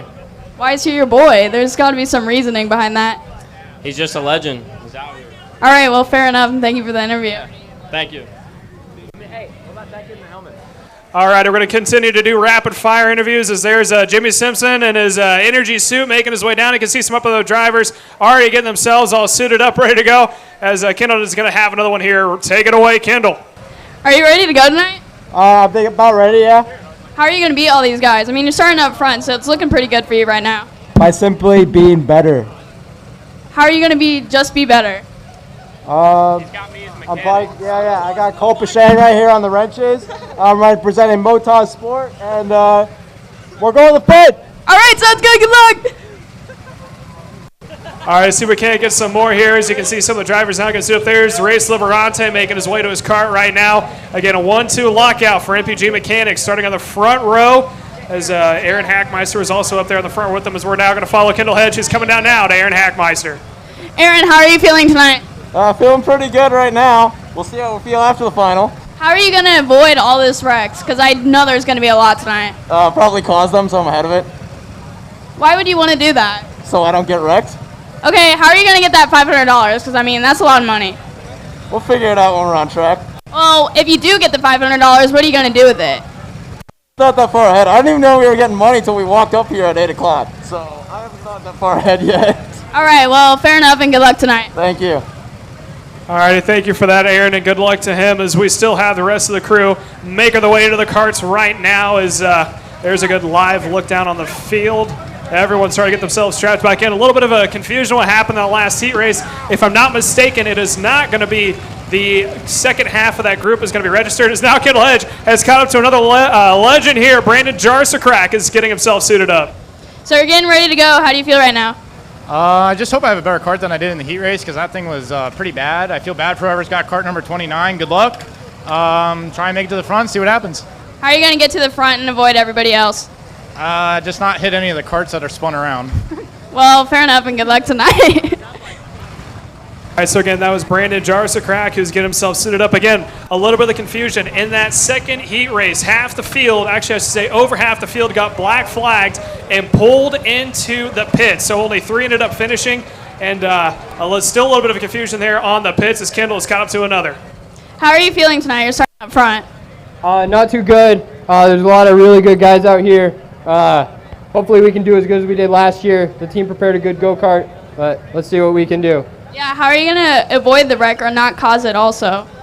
Start the wreck before you get in the wreck. That's true. If you do win the $500 tonight, what are you going to do with it? Going to Disneyland. All right, well, I don't think that's enough money, but that's a good choice. Thanks, good luck tonight. All right, so everyone again going for that $500 here this afternoon, and also bragging rights to go with it to say who is the fastest mechanic or quote-unquote said mechanic here this afternoon as they're now getting themselves strapped in, set, ready to go. We saw our very own Xander Clements. He is not having a helmet on. He is going to be on the sidelines. Again, not everyone from that second group, one of the top 3, are going to be transferring into the show. There's Aaron Hackmeister's KC's host, very own. He can find himself strapped into that cart. And there's the rest of the field as well, getting themselves set, ready to go.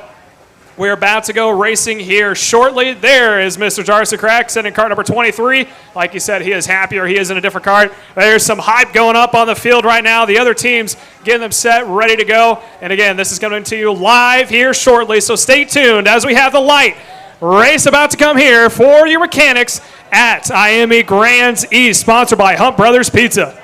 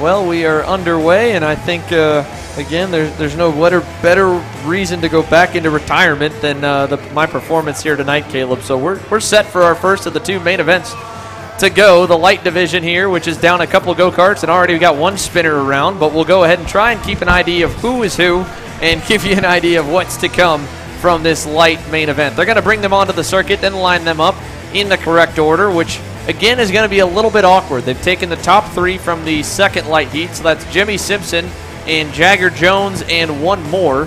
And then on top of that, there is the top 10 that transferred from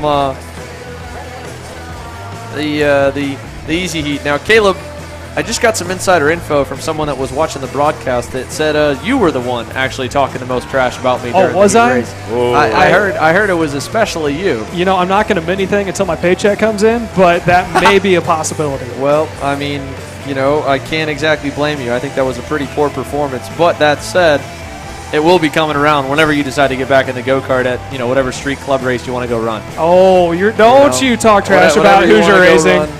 All right, you big Miami guy. All right, so we got the group set, ready to go here. As I said before, a little bit of chaos there in that second group because of the black flags that happened. That is going to push some of the guys who were originally bumped out, if I'm not mistaken. Actually, I take that back. We are not going to run those.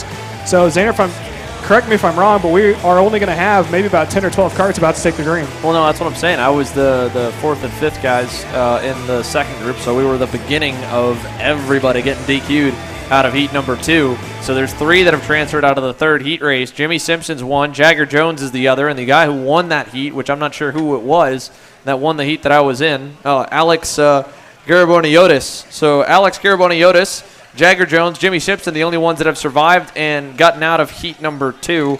And then heat number 1, Cedric Lupien was the highest qualifier that was outside the bubble spot. He lost that position on the final lap with Caden Gray and Brandon Jarsicrack battling, with Caden Gray and himself battling for 8th, and ultimately he fell back to 10th, and Jarsicrack got back up to 9th. So that's what's got the order. But you can see from everybody else here as we go down the grid, got a lot of drivers looking to go a little bit further forward. Jimmy Simpson will be easy to pick out. He's right there in that energy full suit. I believe that was Christian Toro we had on our screen right before. This looks to be Jagger Jones that we have on screen, and now getting joined in the booth here by Dalton Haynes, who has been our cameraman down the pit lane walks that we've had so much here today. What's up? So as we get set for it, there will be single file, 16 laps, a pretty long, light main event, getting set to go green.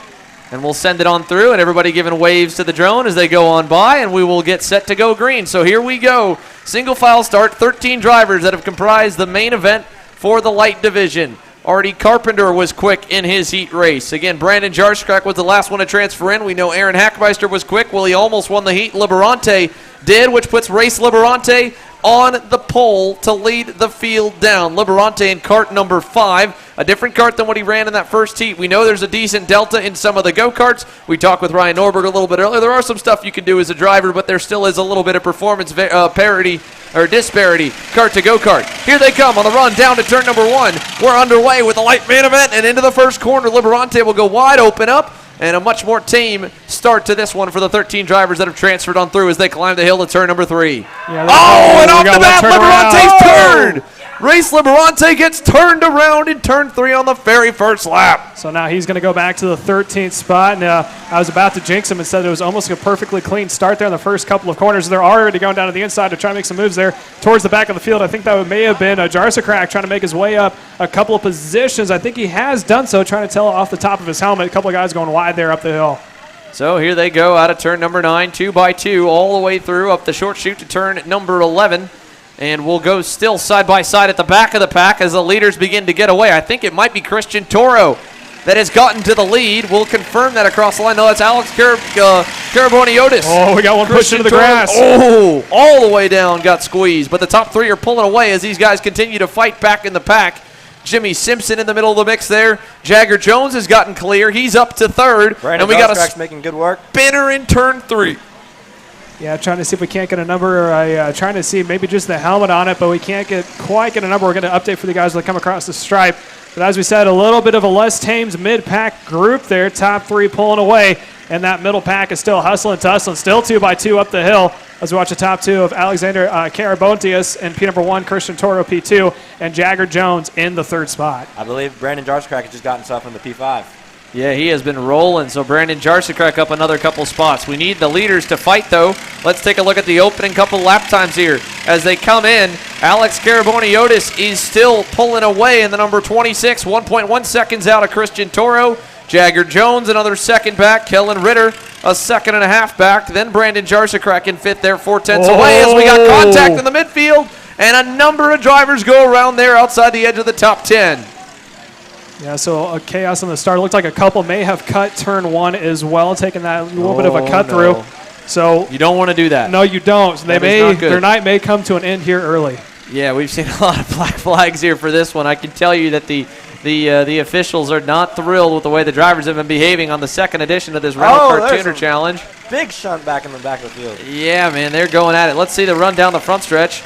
So it's still Alex Caraboniotis. That time pulled another 2/10 on Christian Toro. He is pulling away from the field. Toro pulling away from Jagger Jones. Kellen Ritter a little bit faster than Jones along with Brandon Jarsicrack. They'll arrive on the doorstep of Jagger Jones here really soon as this battle is beyond the top 5, it looks like. Or no, that may actually be them heading into turn number 8. I'm not 100%. That's the number 21 machine. So that is Kellen Ritter in 4th. Brandon Jarsicrack in the middle in 5th. Right behind him, Jimmy Simpson aboard the energy suit. Headed through turn 9 there, then go back from Simpson, going on through. That's Aaron Hackmeister in 7th. Cedric Lupien is in 8th. Here's that 3-car train going up the hill to 11. Yeah, pretty soon here will be a battle for 3rd place with Jagger Jones, Brandon Jarscrack. Kellen Ritter and Jimmy Simpson, they're all catching him. Last time by, they were 3/10 quicker.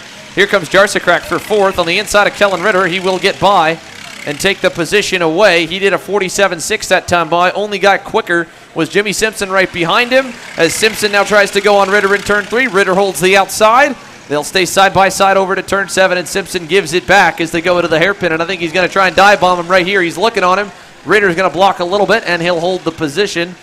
Jimmy Simpson still P5, but Alex Caraborniotis, this is reminiscent of what the light main event looked like in 2021 with the leader just driving away from the field. A 47.46 last time by on cart number 26, which will be a hotly contested cart, I'd imagine, for the heavy division later on. Caraborniotis down the front stretch will put another lap in. This time, 5 laps complete. As your top 3, there's your look at the gaps. Caraborniotis, Christian Toro, Jagger Jones, and then there is Brandon Jarsakrak in the 4th spot trying to hunt them all down. It looks like they are starting to black flag a couple of guys off screen here, so they'll look for the field to maybe shrink in size. A little bit of update. Race Lamarante, who all the way back to 13th, is currently up to, if I'm not mistaken, that is, he was up to P9. Now it shows him in P12. So a little bit of a chaos happening back there as well as we continue to watch. That is Jimmy Simpson flying right behind Kellen Ritter in the 5th and 6th position, respectively. So there they go through turn number 9 on out. Here, Jimmy Simpson and Kellen Ritter. It looked like for a little bit that Simpson was quicker. Ritter's kind of found some more pace and has pulled back up to him as they climb the hill to turn number 11 and head down the front straightaway. So down the front stretch here, putting another lap in the books. And we've got a long way to go. 9 laps remaining now. A 47.1 for Alex Caraborniotis. That is a flyer. Half a second quicker than everybody else on the racetrack for the race leader. He is just long gone at this point. Christian Toro 2.5 back. Then we go back here to find Jagger Jones, who's getting hunted down by Brandon Jarsakrak for that final podium spot. Jarsakrak that time, again, second quickest on the racetrack at the moment. Yeah, so we continue to watch them. As you said, Jarsakrak, who started back in the field, said he wasn't happy with this cart. Got a new cart now, and he is quickly reeling in Jones here. Now roughly about a car length and a half. Look for a possible pass here into turn 1 as he's now going to be all over his toe coming out of the final corner.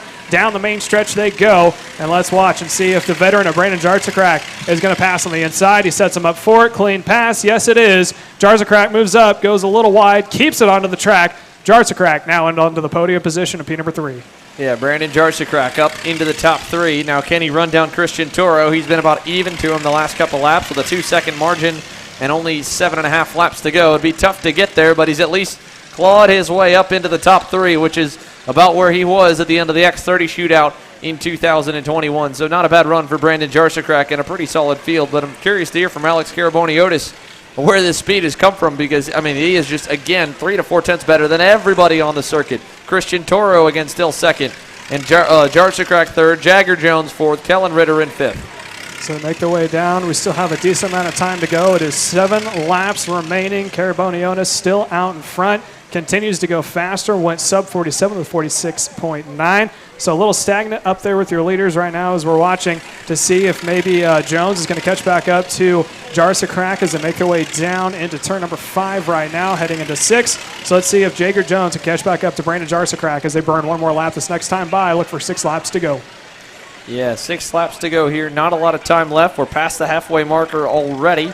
And the heavy division getting set to go to finish this one out as well. They've also lost a good number of drivers due to disqualifications, which is just what's going to ultimately sort the deal out. But as they climb the hill once again here, Kellen Ritter's not lost a ton of time to Brandon Jarsakrak, it looks like, as they come down the front straightaway. An updated look at where your field sits. Jarsakrak found a lot of pace last time, or earlier on. He got down to a 47.2. That time a decent lap, but it was quicker than Christian Toro by 2 tenths. So he is hunting him down, a 1.5 back now. Might arrive on the doorstep for second with just a couple laps to go, and you think maybe what if Brandon Jarsakrak could have ran with Alex Caraborniotis, because the draft does make a bit of a difference here with only 13 horsepower to work with on the CRG rental carts at GoPro Motorplex, Dalton. Yeah, I believe Brandon Jarsakrak is closing in on Christian Toro. He's running about a tenth a lap faster than Christian Toro. He's hunting him down. Brandon's a veteran here. He knows what to do. If you give him a half-decent go-kart, he's going to go to the top 5, maybe top 2, you know? Yeah, he'll be super quick. Again, he's got a lot of laps here. Lived here for a couple of summers working for Kart Sport North America when he was a factory driver for the Praga and KSNA operation. The now race team turned just more so kart shop here on site at GoPro Motorplex. We see a pass back for 4th right there. Just switched away from it, but that pass was back in turn number 3, and that was, I believe, Kellen Ritter getting around Jagger Jones. So Jagger Jones now to the outside edge of the top 5. Ritter up to 4th. Jarsakrak is only 2 kart lengths away from Christian Toro, who started to fade heavily in the final few stages of this main event. Brandon Jarczyk running down Christian Toro, and Kellen Ritter getting a kind of second wind, if you will. He's starting to roll. He's got the second quickest lap time overall at a 47.1. Did it last time by, so a good final few laps here for Kellen Ritter coming together as Jarczyk to the bumper, a Christian Toro down to turn number 1. It looks like he is not going to make the pass. He's going to continue to follow. Maybe a pass here in 3 or 6, as he's going to now set him up for 3, coming into the hard braking zone, and that's now going to be Jarczyk going up to P number 2. Now count Christian Toro back 1 position, and it looks like he may get reeled into the rest of the field, but he immediately goes to the back bumper of Brandon, and now he's going to try to do a pass back heading into 6, sets it up on the inside, and they're going to go back and forth here again. So that's going to bunch up those 2 right behind as they go side by side up the hill. Yeah, Jarczyk knows here that, Christian Toro knows there's no shot at catching Alex Caraborniotis, so that's why he's fighting with Brandon Jarczyk as they come out of turn number 9. Jarczyk's going to go back on him. Toro leaves the door open a little bit. Last turn, Jarczyk cannot get there. They'll stay single file, but now he's got Kellen Ritter on the bumper down the front stretch. Here they go on the side-by-side run down to turn number 1. Jarczyk to the inside. Ritter will follow with a hip check. Still door-to-door with Toro. They nip the barrier up to turn number 3. At 3-1. Oh, my goodness. Jagger Jones trying to find a hole, and it's allowed Jarczyk to get away, and it looks like Toro's ultimately fallen into 4th. Ritter was able to finally get the move done there for 3rd. Here comes Jones as well, looking at the inside on Christian Toro. He'll get by in turn number 8. And a little bit of a push there to the outside. Those 2 going off the track as well. So look for these 3 to tussle back and forth as they're still going to go door to door. Around goes Toro. Oh, clobbered by Jimmy Simpson in turn 9. Oh, that was hard. That was a heavy impact. Yeah, I felt that one from here for him, so I think he's going to feel that one tomorrow, but he immediately gets back up on the wheel as they're now being shown 2 laps to go right now. Alex Caraborniotis is still out in front by a large margin, almost 8 seconds over second placement to Brandon Jarczyk. Yeah, he is long gone, so Alex Caraborniotis way out in front. Brandon Jarczyk in second, and again, 2 to go here for him. He's got an 8-second lead. Jarczyk over Kellen Ritter still comfortable. There's Christian Toro back under power after getting into the side of Jagger Jones, fighting for the 4th spot and then getting hit by Jimmy Simpson. There's not a lot left on the field here. Race Liberante, after he spun, pulled in. Artie Carpenter got spun early, pulled in. Or actually, no, Liberante's got a mechanical issue with his kart. He's pulled off the side of the racetrack, so that's what's had Race Liberante's sideline. One of the heat race winners is out, and Alex Caraborniotis is looking at $500 here at the end of the night. So what a great run for him. Brandon Jarczyk second, Kellen Ritter 3rd, Jagger Jones 4th, Christian Toro 5th, Jimmy Simpson. We'll see where he cycles out. He kept it going and didn't lose a position as the white flag waves and we're on the final lap around. Caraborniotis, relatively, in a field that has had that features Indy Lights drivers, USF 2000 drivers, karting champions, and X30 pros from last year. None of them will win. It will be Alex Caraborniotis out of the last turn to cash the $500 check in the light division main event as the double checkers wave across the line. Jarczyk will finish in second. He will hold back Kellen Ritter, and Jagger Jones, it looks like, will cross the line down in the 4th spot, a couple seconds away. Christian Toro will be back. It should be able to round off the top 5, as I think he got back going and didn't really lose too much time after Simpson hit him. So there's Toro across the line. He'll round off the top 5. Then it'll be Jimmy Simpson. Cedric Lupien on the final spot to transfer in. Picks up a couple. Moves up from 10th to 7th. Caden Gray 8th. Aaron Hackmeister in 9th with a spin of his own. And Andy Nish rounds off the top 10. So a tame main event for the light division. The heavy division's up next. We'll go to interviews here in just a moment. Live on Kart Chaser. It's the Rental Kart Tuner Challenge here from GoPro Motorplex with IAME USA Grand National Championship presented by Hunt Brothers Pizza. Massive turnouts, world-class venues, and an awesome family-friendly atmosphere. All of these and more are pillars of the U.S. Pro Kart Series, which is gearing up for its biggest season yet in 2023. Orlando, Houston, Newcastle, Cincinnati, and Mooresville. Welcome to the top level of North American karting. Welcome to the U.S. Pro Kart Series.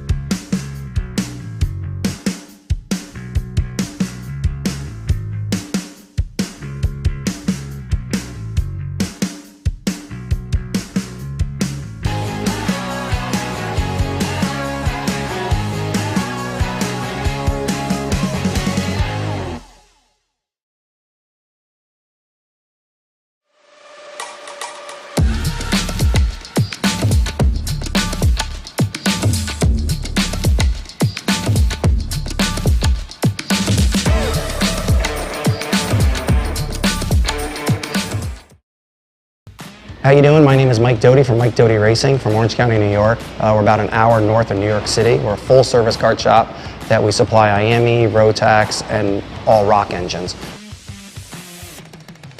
We sell OTK parts and all the tires for all the different series. We support USPKS, SCUSA, Rotax, which is the Stars and Stripes, and the Rock Winter Tour.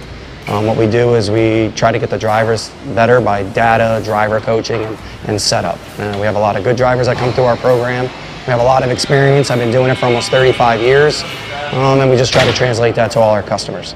For more info about Mike Doty Racing, you can contact us at mikedotyracing@gmail.com or call us at 845-551-0572.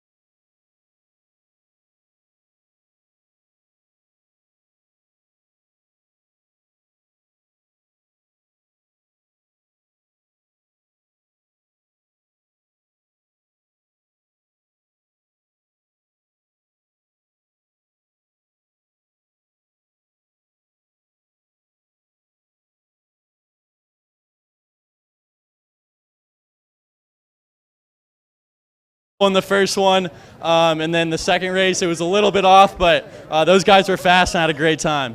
Were there any like bets going on between the whole kind of like the grid and everybody, or was it just kind of like singled out?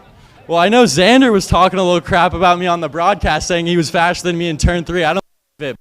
Luckily, I snuck into this race. They let an Indy Lights driver in, just kind of somehow, and happy I did it. It was fun. Yeah, well, Xander can't be talking. He's in the booth and wasn't in the race. So, well, good luck tonight. So, thank you. Thank you. Hey, all love to my boy Jagger Jones over there. I was just trying to, give him a little bit of help. I mean, he's going to act all hard in front of the camera. We were talking off camera. Jagger, this is right back out to you, buddy. Hey, come over to the booth. Why don't we talk this out on camera in front over here? Jagger, I was like, look, man, you're way better in turn 1. I think I had you in turn 3 because he's like, yeah, my cart was hopping on exit. Yeah, because you were overdriving the corner. Just trying to help him for the main event. Obviously, didn't matter. He got going good. Jarscrack outran him. So, whatever, Jagger Jones. Good friend of mine. Heck of a race car driver. Obviously on the road to Indy, and we're super happy to have him here in the paddock. Yeah, here with us. He's working with the Ryan Perry Motorsport Camp, and, he'll be tuning or not really so much tuning, but doing all the data and coaching for those guys this week. And as we see another guy that's going to get his hands dirty as the week goes on, Brandon Jarscrack drove through the field up to second, and he was on the bubble, so obviously something changed from his heat race to his main event. We'll send it to Kendall. Well, you said the car you had for your heat race just sucked. It was awful, but apparently that was not the case for this one. Yeah, this one was definitely way better. Starting second to last was definitely difficult. There was a lot of people spun around in turn 2. So dodged all that and then just tried to work my way to the front. But the leader was absolutely gone. Congrats to him. He drove good. Is there anything you would have done differently to try to make it a little bit closer? Definitely not get Kart 29 in the heat race. All right, well, don't get Kart 29, anybody else. Thank you, Brandon. Thank you. All right, big thanks to Brandon Jarscrack for being a good sport. And we'll see if we can get our race winner, Alex Kernabordiopis, as what an awesome run for him. Like Brandon said, he was long gone. Brandon got through and was best of the rest. So we'll continue to go through the pit area and catch up with everybody that we can at the end of that one. But Brandon Jarscrack second, and that wraps up the light division. There's still some more, confusion of getting the heavies together, but for the most part, they are almost all suited and booted and ready to go for the final race of the night here, Caleb. Yeah, it looks like they're getting themselves into the carts right now. A little bit of some prep talk going down there as well. A little bit of a hype. Again, everyone's trying to go for that $500 this afternoon, as there's Daniel Tate right there. You can see him in the Kart Republic sweatshirt standing off to the side as more engines have just been fired. There's Daniel Formal. And man, two guys who I want to classify as only tuners are now finding themselves, but they're not even in the race right now. It looks like they're staying outside the carts. Yeah, I don't know. Well, there were a lot of guys that got DQ'd in the heavy class as well. There have been quite a few black flags around the pit area here tonight, so there's no surprise to see that there's some guys off. But I don't know if Formal, I mean, he got into one guy a little bit. But yeah, we're gonna try and chat with as many guys as we can. So let's go over here and we'll see if we can catch up with Danny. Oh, he's got his helmet with him. He's gonna be getting in. He's good. He finished inside the top 3. Kendall, you got the big man. He's ready to go. And again, we don't know exactly how he counts as a tuner, but technically this weekend he is working. Would have tried to race X30. He's here racing the next best thing, the Rental Car Tuner Challenge, if you want to call it that. Kendall. So it's kind of the battle between the Daniels from the first heat race. How do you think it's going to play out in the final? To be honest, if it's clean, it should be fun. If it's not going to be fun. I got sent in turn 1, so I send him in turn 3. So, yeah, you send me, I send you. So it's it's a rental car, right?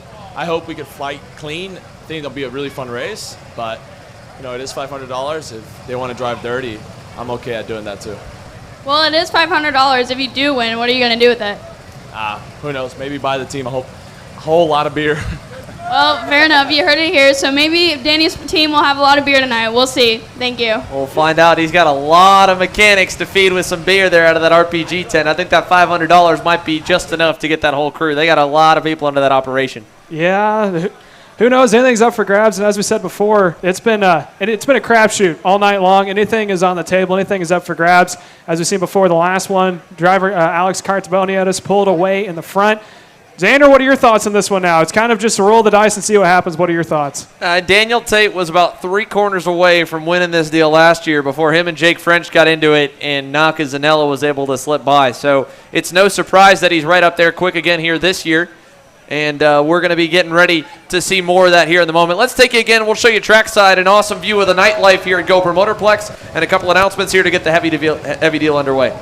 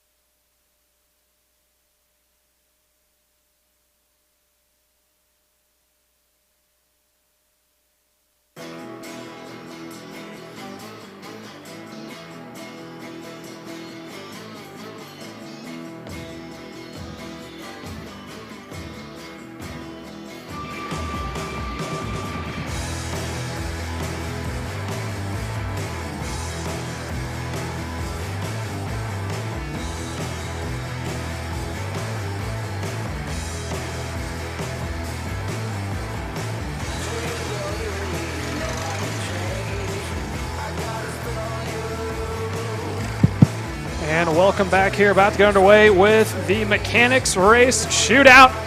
Underway now is going to be the heavy division making their way onto track again. This is going to be the battle of the Danes. We got Daniel Formal and Daniel Tate, the two heavy hitters, are going to be making their way out in front currently as we're about to get to the starting order in live timing. So there are going to be 9 drivers in total again because of the little bit of the hecticness that happened with everything in the heat races. Some drivers not being classified as finishing, as they did get a DQ here this afternoon. As now they're getting his toes lined up. Xander, you think this was going to be more tamed or a little bit more hectic? I don't know. I mean, the one thing with the heavy classes is they learned in a lot of ways from the light division every session each year. So whatever the light guys made a mistake on, the heavy guys usually wouldn't. In this case, I think that the light guys and the heavy guys in their heat race are going to do everything they can to make sure they're smearing the leader, every single time. So that's what I'd expect it to be. Daniel Tate got away. Danny Formal was starting to hunt him down at the end, but ultimately couldn't get there in time. Now, Danny Formal in his interview said if the race is clean, it's going to be great. But he got punted him back, and ultimately that's where they ended up at. So we'll see where they all line up. Again, Jordan Perry's in it, and so they got 9 that'll all transfer that made it through cleanly enough that'll be able to put on a show here for the fans still trackside to watch the rental car tuner shootout here tonight. So we'll take them out of turn number 9 and head over towards the front straightaway as we get set for the last session of the evening here. 10:30 p.m. Eastern, 7:30 p.m. Pacific, and we'll watch the leaders head up the hill as Daniel Tate. He's spun it. Oh my goodness. If that's not a Daniel Tate moment, I don't know what is. Self-spinning on the outlap. He's, not the thing you want to do, especially when you start on the pole. So Daniel Tate, cart number 23, he's going to need to get himself back up into position. And luckily there's no commitment cone in the rental cart, so he's going to let him get all in line behind him. And we'll try that again. Here they come down the front straightaway. Single file. Last session of the night. The rental cart heavy division main event headed down to turn number 1. Daniel Tate on the pole looking for the green flag. We'll get it. We're racing to the first corner for the 9 drivers that have made it through to the final, and he'll take them down to the inside to block right off the bat down to turn number 1. Looks like they're going to push a little wide there. A little bit of a barrier getting hit there from the mid-pack as well. So that's going to upset that barrier just a little bit. And it looks like everyone keeps it clean so far. No one's spinning out in the first 3 corners. Yeah, no one's spinning there. Daniel Tate will take them all the way down to the inside lane. To the outside here is going to go Formal. He tries to send it, and Tate spins, gets into Formal, tried to log the brakes up. Formal goes wide. He'll lose a couple spots, and I'm not sure who has slipped through into the lead. It's either going to be Jordan Perry or Dalton Dow, but now it looks like Dalton Dow into second. And I think it's Jordan Perry up into the lead as they climb the hill here. Indeed, Jordan Perry, the pole award winner in qualifying, takes them down the front straightaway here with the lead in the main event on lap number 1. Yeah, Formal now has got his head down. He's trying to follow the toes. They're going side by side there towards the back.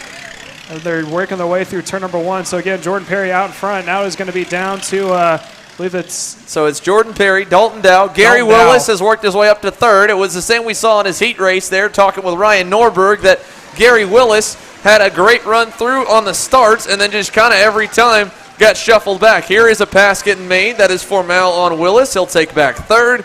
And Danny Formal is now going to make this interesting here to see if he can hunt down Jordan Perry. It looks like Dalton Dow's already losing a lot of time. Perry has opened that lead up. It's probably 8 or 9/10 of a second as they climb the hill to the final corner. Yeah, they're making their way through now. And again, like you said, longer heat races. They still are going to have 13 more laps to go at the stripe, and they're already starting to get themselves spaced out. So I think this may be a little bit of a reflection of what we saw in the lights race, maybe a little bit of a mid-pack action. There's a pass there happening for the 5th spot, or attempted, I should say. And it looks like that barrier may be completely gone there on the entry of turn number 2. I could be wrong. A little bit of a side-by-side contact there on the exit turn number 3. Yeah, they're going to reset that barrier. I see a marshal just off screen is over there to make sure that's back in position. So it's a little bit easier when they got a few less go-karts on the racetrack. They got a bigger gap. But here's Dalton Dow. He's going to come under fire from Jordan Perry for 2nd. They're side-by-side. He's going to let Formal on by. So Dalton Dow being respectful to Danny Formal to go through. Sorry, Jordan Perry continues to lead. Danny Formal now up to 2nd, tucking his head behind the wheel, has the seatbelts loosened. And again, he's got that headrest behind him, but the thing about Danny Formal and Dalton Dow, they're so tall, their head goes above that headrest. So maybe getting his head low a little bit helps a little bit, but he's trying everything he can. And these are 2 drivers that have raced against each other since they were in micro. Jordan Perry and Danny Formel.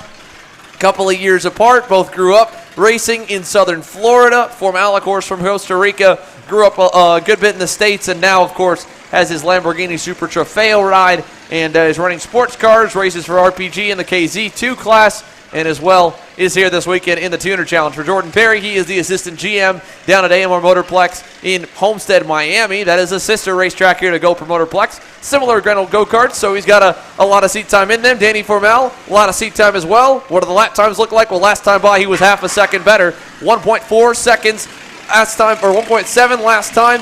This time by the stripe, it's down to a second. 7/10 better for Danny Formel, trying to bring some beer to the RPG mechanics and to all of them as the number 22 heads through turn number 3. That was the go-kart that Race Liberante won his heat race on. That was the race kart that I qualified third on, so I think it's a pretty good piece. It looks really good in the hands of Danny Formel here in heavy. Yeah, like I said, 11 laps to go. He made up 7/10 that last lap. So he does have the time, if he can continue this pace, to reel in Jordan Perry out in front.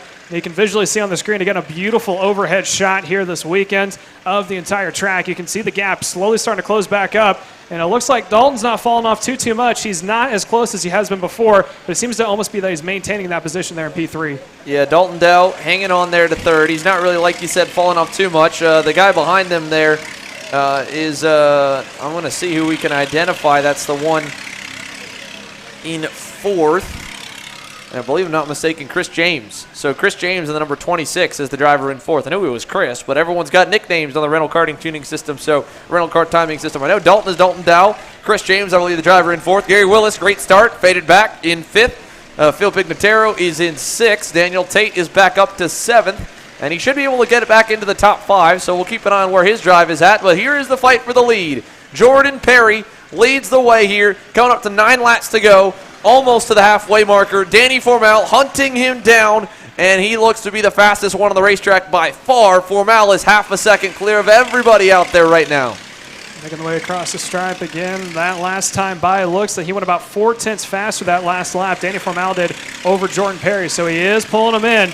Jordan Perry may have to go on the defensive here shortly and hold on. He's got about 8 laps to go at the stripe, but I think Formel is going to be right at his back bumper when they make their way out of that final corner. Yeah, here they go down to turn number 8. Formel closing in. It's always easier when you got a guy in front, and Jordan Perry knows he's coming. He's trying to hustle that thing and get a little more. Another look back over the shoulder, and he sees the big man, Danny Formel, closing in through turn number 9. Out of the double right-hander. It'll be down to about 3 car lengths on the run up the hill and towards the start-finish line. Mark it down to maybe 2 or 3/10 of a second. There's also that battle looming for third. Chris James is reeling in Dalton Dow. He is the second quickest on the racetrack. 47.92 for Chris James last time by. Cross flags in the air. 8 down, 8 to go. Jordan Perry, your leader up the hill. Making their way out of turn number 2. That barrier back into place. They're going to have to take a long way around through turn number 3. Formal is not close enough to make a move on Perry as they're making their way into turn number 4, heading into 5 and 6. And I don't think Formal is going to be close enough to make a dive bomb here. Jordan Perry taking a peek back, seeing if he needs to defend. Gets a little loose there on entry, and now Formel is pushing on the back bumper up the hill. So here comes Danny Formel, 1 car length back from the assistant race director himself, Jordan Perry, through turn 9. Where does he make the move? You'd have to think he'd want to do it pretty soon and to get gone. 7 laps to go this time by. Perry's going to start blocking for the lead. He goes low in the last turn. He knows exactly what he's got to do. $500 on the line. It's a bonus for either one of them. And here comes Danny Formel. Bumper looking inside. Perry drives him down. Formel is through in turn 1. Here comes the crossover up the hill.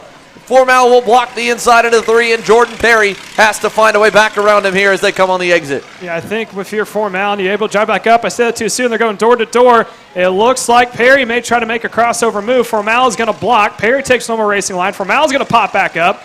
And I think a possible crossover here if he can't get it done quick. Oh, he got into the rear bumper. Momentum. No, that was not good there at all. A car length opens up now, and that might be all she wrote. Danny Formel trying to get away. Jordan Perry trying to follow. Maybe a dive bomb. Last turn. He knows he can't let him. He knows how far back he came. Here he goes. Inside. Jordan Perry back to the lead. They're going to do another switcheroo as they make their way down across the stripe now. 6 laps to go as they make their way down into turn number 1.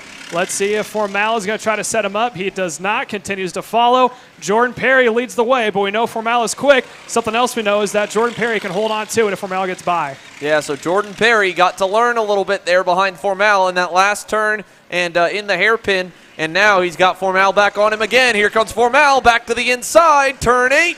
Good move down the inside. Jordan Perry tucks back in behind him. Good pass by Danny Formal. Looks back to him. I don't know what that hand signal was for, but Jordan Perry right behind through turn 9. So now he's going to continue to push, but let's see if Formal is able to pull away by himself, or if Perry's going to have to do what he did last time by and just bobble his momentum and try to keep him off the racing line. Doesn't have enough to make a dive bomb in the final corner, and now he's going to have to fall on the toe heading down into turn number 1 right behind your new leader of Danny Formal. Yeah, he was not close enough there. Formal is going to go a little bit low into 1, run it wide. This will give a run for Perry up the hill to 3. Formal goes a little narrow. Looks like more hand signals to them. I think Perry's happy to follow. I think he feels confident enough that he can hang with him because they know coming into view, Dalton Dow and Chris James are closing up. Into the hairpin here. Perry signals, go forward. Does not pass him in turn number 8. So Jordan Perry, he's running a dangerous game in my opinion, because with how quick Danny Formal was able to hunt him down, you'd think that he would not be so willing to follow him and just potentially watch him drive off into the sunset. But at least for the moment, he's hanging on as they go to the last turn. Yeah, you'd think that maybe he'd want to just try to push him off the racing line, force him to block, force him to take the outside line when needed to. But it looks like he's able to hold on a little bit longer than I thought he would be able to, pushing him into turn number 1 this time. And as you said, what could have been a gloomy battle for third is, it looked like Formal got a little wide there heading into turn 2. But I think that may be what's keeping him back there with Jordan Perry. Well, Jordan Perry's able to follow the line. He's picking up everything. Again, for all these guys, it's a new track layout still, so they're learning as the sessions go on throughout the night. This is only the 3rd time the heavy guys are at the racetrack, so there's still more pace they can find, and Jordan Perry getting a little lesson here from Danny Formal, keeping them close. And so they're going to have a good fight over to turn number 9, and down the front stretch this time, we're counting down the laps. We're coming down to just 3 to go here this time by. So, yeah, they're making the way up to the final couple of corners. This time across the stripe, it's going to be, like Xander said, 3 to go, 2 to go next time by. Oh. And he lost a lot of speed there, Jordan Perry did on Formal. That may have been what sealed the deal for Formal. If he can hold on a little bit longer, maybe not run as wide through turn 2. It looks like he's going to take a normal. So Jordan Perry's going to have to take whatever toe he can get from your leader, Formal, and close back up, which it looks like he's slowly starting to do so. That was a good turn 3 for Jordan Perry. There is a little bit of draft out of turn 3 into turn number 8. Or into the hairpin. This is, I guess, really turn number 5. Then it's 6 and turn 6, and then that makes the last turn 7. So now he's back to a car length away. For a moment, it looked like with that mistake, Jordan Perry was out of it. The toe has brought him back in. Closes up through the double right. He's back there, and here we go. 2 laps to go. This time by Danny Formal versus Jordan Perry. You'd think it might be a Homestead Miami Club race in 2007. It is not. It is the 2022 IAME Grand National Championship presented by Hunt Brothers Pizza Rental Kart Heavy Division main event. Formal knows the battle's coming. He's blocking a little bit, opens up turn 3, still the leader, a lap and a half to go. And now he's going to follow for all he can, maybe give him a little push when he needs to. Next time by will be the final lap. So I think right now Perry's trying to figure out at what point do you want to make his move. Do you risk it on the final corner, or do you maybe try to send it into turn 5 before making way up the hill and just hope you can block the last couple of corners? Good shot on the overhead drone camera here to give you an idea of what we've got coming on. That's that IAME USA East drone camera coming up the hill towards the final turn. Formal will block the inside. He felt the push, so he went low. Perry gets the run on the exit. Is he close enough? Down the front stretch. Formal to the middle of the racetrack. Perry goes high. Formal holds it low. And here comes Jordan Perry with a crossover move up the hill to turn number 3. He's got the nose down low. New leader. Slide job. Formal back on him. They're door to door for the lead. $500 on the line. Perry's going to have the point coming now into turn 4, heading into 5. He's now going to defend the inside. Let's see if it's going to be able to roll outside line there from Danny Formal. He can. Falls back into toe, trying for a crossover. Great crossover. Danny Formal now nose to turn number 7. Turn number 6. Tries to cross him again. Can't do it. Last turn is what it's going to come down to here. Jordan Perry, the leader. Danny Formal right behind in second. Final corner. Formal finds a hole way deep. Locks up. Gets by. Danny Formal. Give it to the RPG team. They'll win it with a last turn move on Jordan Perry. And the RPG boys, well, that beer cooler is going to be filled up here tonight. Danny Formal called his shot. $500. And that is the race we were looking for all night. And once again, just like last year, that heavy main event does not disappoint. A two-way head-to-head fight of two of the best drivers to come out of Florida in the last 2 decades, Jordan Perry and Danny Formal doing two completely different jobs. They might be, pretty good about all that here tonight as we see some guys taking a little bit of donut action there in turn number 3. But Danny Formal, well, he's going to be the main driver coach for RPG. Jordan Perry may or may not be calling penalties on those RPG guys here this week as he's the assistant race director. Yeah, I don't think those were donuts, Xander. It looks like they're still getting into each other heading into 5. Yeah, might be a little more here as there's some guys at the back of the field there playing footsies and keep away into turn number 9, and they're going to drive each other out into the runoff, as you can see on that overhead camera. So last little bit of fun. Let's get the cameras lined up. It's time to talk to our top finishers here. Jordan Perry, second, and Danny Formal locks him up, brings the brake dust and the smoke into the last turn, and he smokes it to the checkered flag for $500. We're going to go and wait here. We've got our very own Kendall Hedges about to make their way down to get a couple of interviews. Again, they have to come through the backside scale line before they can make their way back out. And again, it's going to be a very happy RPG team that this afternoon they're about to get a little bit of a good time here in their coolers this afternoon, with Formal taking home $500 richer in the mechanics race this afternoon. There's a beautiful shot of a well-lit GoPro Motorplex this afternoon from our drone footage. Again, what a beautiful layout, what a beautiful night here it is in October. Yeah, it's been an awesome night of racing, at least from an entertainment side of view, and look, it won't be all carnage and chaos like that throughout the whole weekend. We are expecting an awesome weekend of racing. Tomorrow, we're going to be going live early in the afternoon. I think we're set to go green with qualifying around 2 p.m. Eastern. We'll run through qualifying in the opening round of heat races, and then it'll be time for that KA shootout. Stay tuned on social media for your KA senior favorite driver. The fan vote will be the way to surefire lock them in to the main event, or main shootout tomorrow night. The CNC Performance Engineering K100 shootout will also be on a different track layout than what we had before. But Jordan Perry comes up with the lead at about 500 feet, just shy there at $500. And Jordan joining us over here in the booth, buddy. I know obviously that was not the way you wanted that one to go down. Walk me through the way that whole main event ended up for you. Is a beautiful shot here of the night sky in Mooresville, North Carolina. Jordan, hey, look, at the end of the day, you got a big smile on your face. But obviously, what an awesome run for you here, and what a good battle for you and Danny through that last one. That was fun to go back out there and drive it out a little bit. I was trying to win back E. Jones money, but that didn't work out too well, did it? Yeah, you were trying to get a little bit back, right? A little bit of nice little bonus for working here this week. But walk us through, right? 2 laps, you were setting him up. When he got by, you knew how far back he was, the lead you had early, I'm sure, and then you saw him catch. And then you fought him for a little bit, and then what was the decision to push him at that point? Were you worried at all he was going to walk away, knowing how quickly he reeled you in? Oh, no, I was just overdriving up front. I was just shaking the whole time by. I was wondering when they were going to sorry for Chris. I was wondering when they were going to do the 2 to go or something, man. I was just waiting for it to end already. Yeah, well, either way, man, you put on a good show for the fans. Thank you. You're going to be with a different headset on for the rest of the weekend here. You've been in the officiating booth for quite a bit now. Tonight, the officials, they had their hands full. I'm sure you're hoping for none of that coming in the rest of the week. That last one, I was just trying to be as clean as possible. Danny drove me good that one. No, it was a lot of fun, that one. It was a good show for you. Hey, you know what? Unfortunately, no $500 bonus for you to take back to Miami, but at least you're getting a paycheck here this weekend, right? Of course, you know it. Jordan Perry, thank you so much for having you here. Congratulations to our man that has finished second. We'll let him step out of the booth. We've also got Kendall Hedge and Dalton Haynes. They're down with the camera to try and see if they can hunt down our race winner, Danny Formal. And look at him. Well, it's a trophy. It's a $500 check. Kendall, let's send it trackside to you.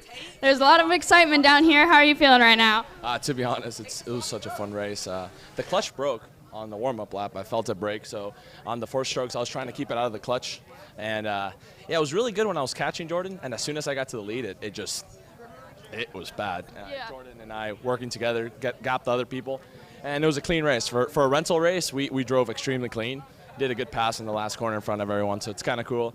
Like I said, I'm a man on my promise. Going to go spend $200 on beer for my team. And, excited for the weekend. Everyone under RPG are doing great today. It was a great practice day. I'm taking care of the juniors at X30 and K, and they were super quick today, so that makes me happy.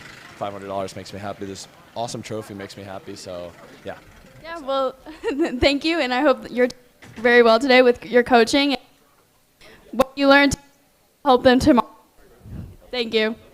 All right, again, Danny Formal, $500. He's pledged $200 of it to fill that beer cooler up for the RPG gang, and he's got a big crowd around him, and that is going to wrap up our footage here tonight. The IAME USA Grand National Championship presented by Hunt Brothers Pizza. Well, Caleb, a rocky start in some ways, a wild start. What we're in for the rest of the week, who knows? It's a grand. Anything says, anything goes. As we said, I think the saying of the week, it's going to be a crapshoot all weekend long. Yeah, well, either way, it's going to be wild, all right? That is the first of many alternate layouts that will be used. Tomorrow, we go back on the normal layout for the afternoon sessions for warm-up session, qualifying, and heat number 1. And then, of course, the top 8 drivers in KA Senior after heat number 1. Points are calculated, which they're split in 2 groups. 4 groups after qualifying, 2 groups in each heat race. So it'll be the top 4 out of both heat races that will transfer automatically into that KA shootout presented by CNC Performance Engineering. It's a much bigger purse than $500 to Alex Caraboniotis and Danny Formal here tonight. $4,000 are up for grabs for that CNCPE KA shootout tomorrow night. So thank you guys so much. It's been an amazing night of action here from Gopher Motorplex for the IAME USA Grand National Championship presented by Hunt Brothers Pizza. We're back on the air. We come back tomorrow night live, and man, what an amazing weekend we've got in store. Stick with us. We'll see you back tomorrow afternoon.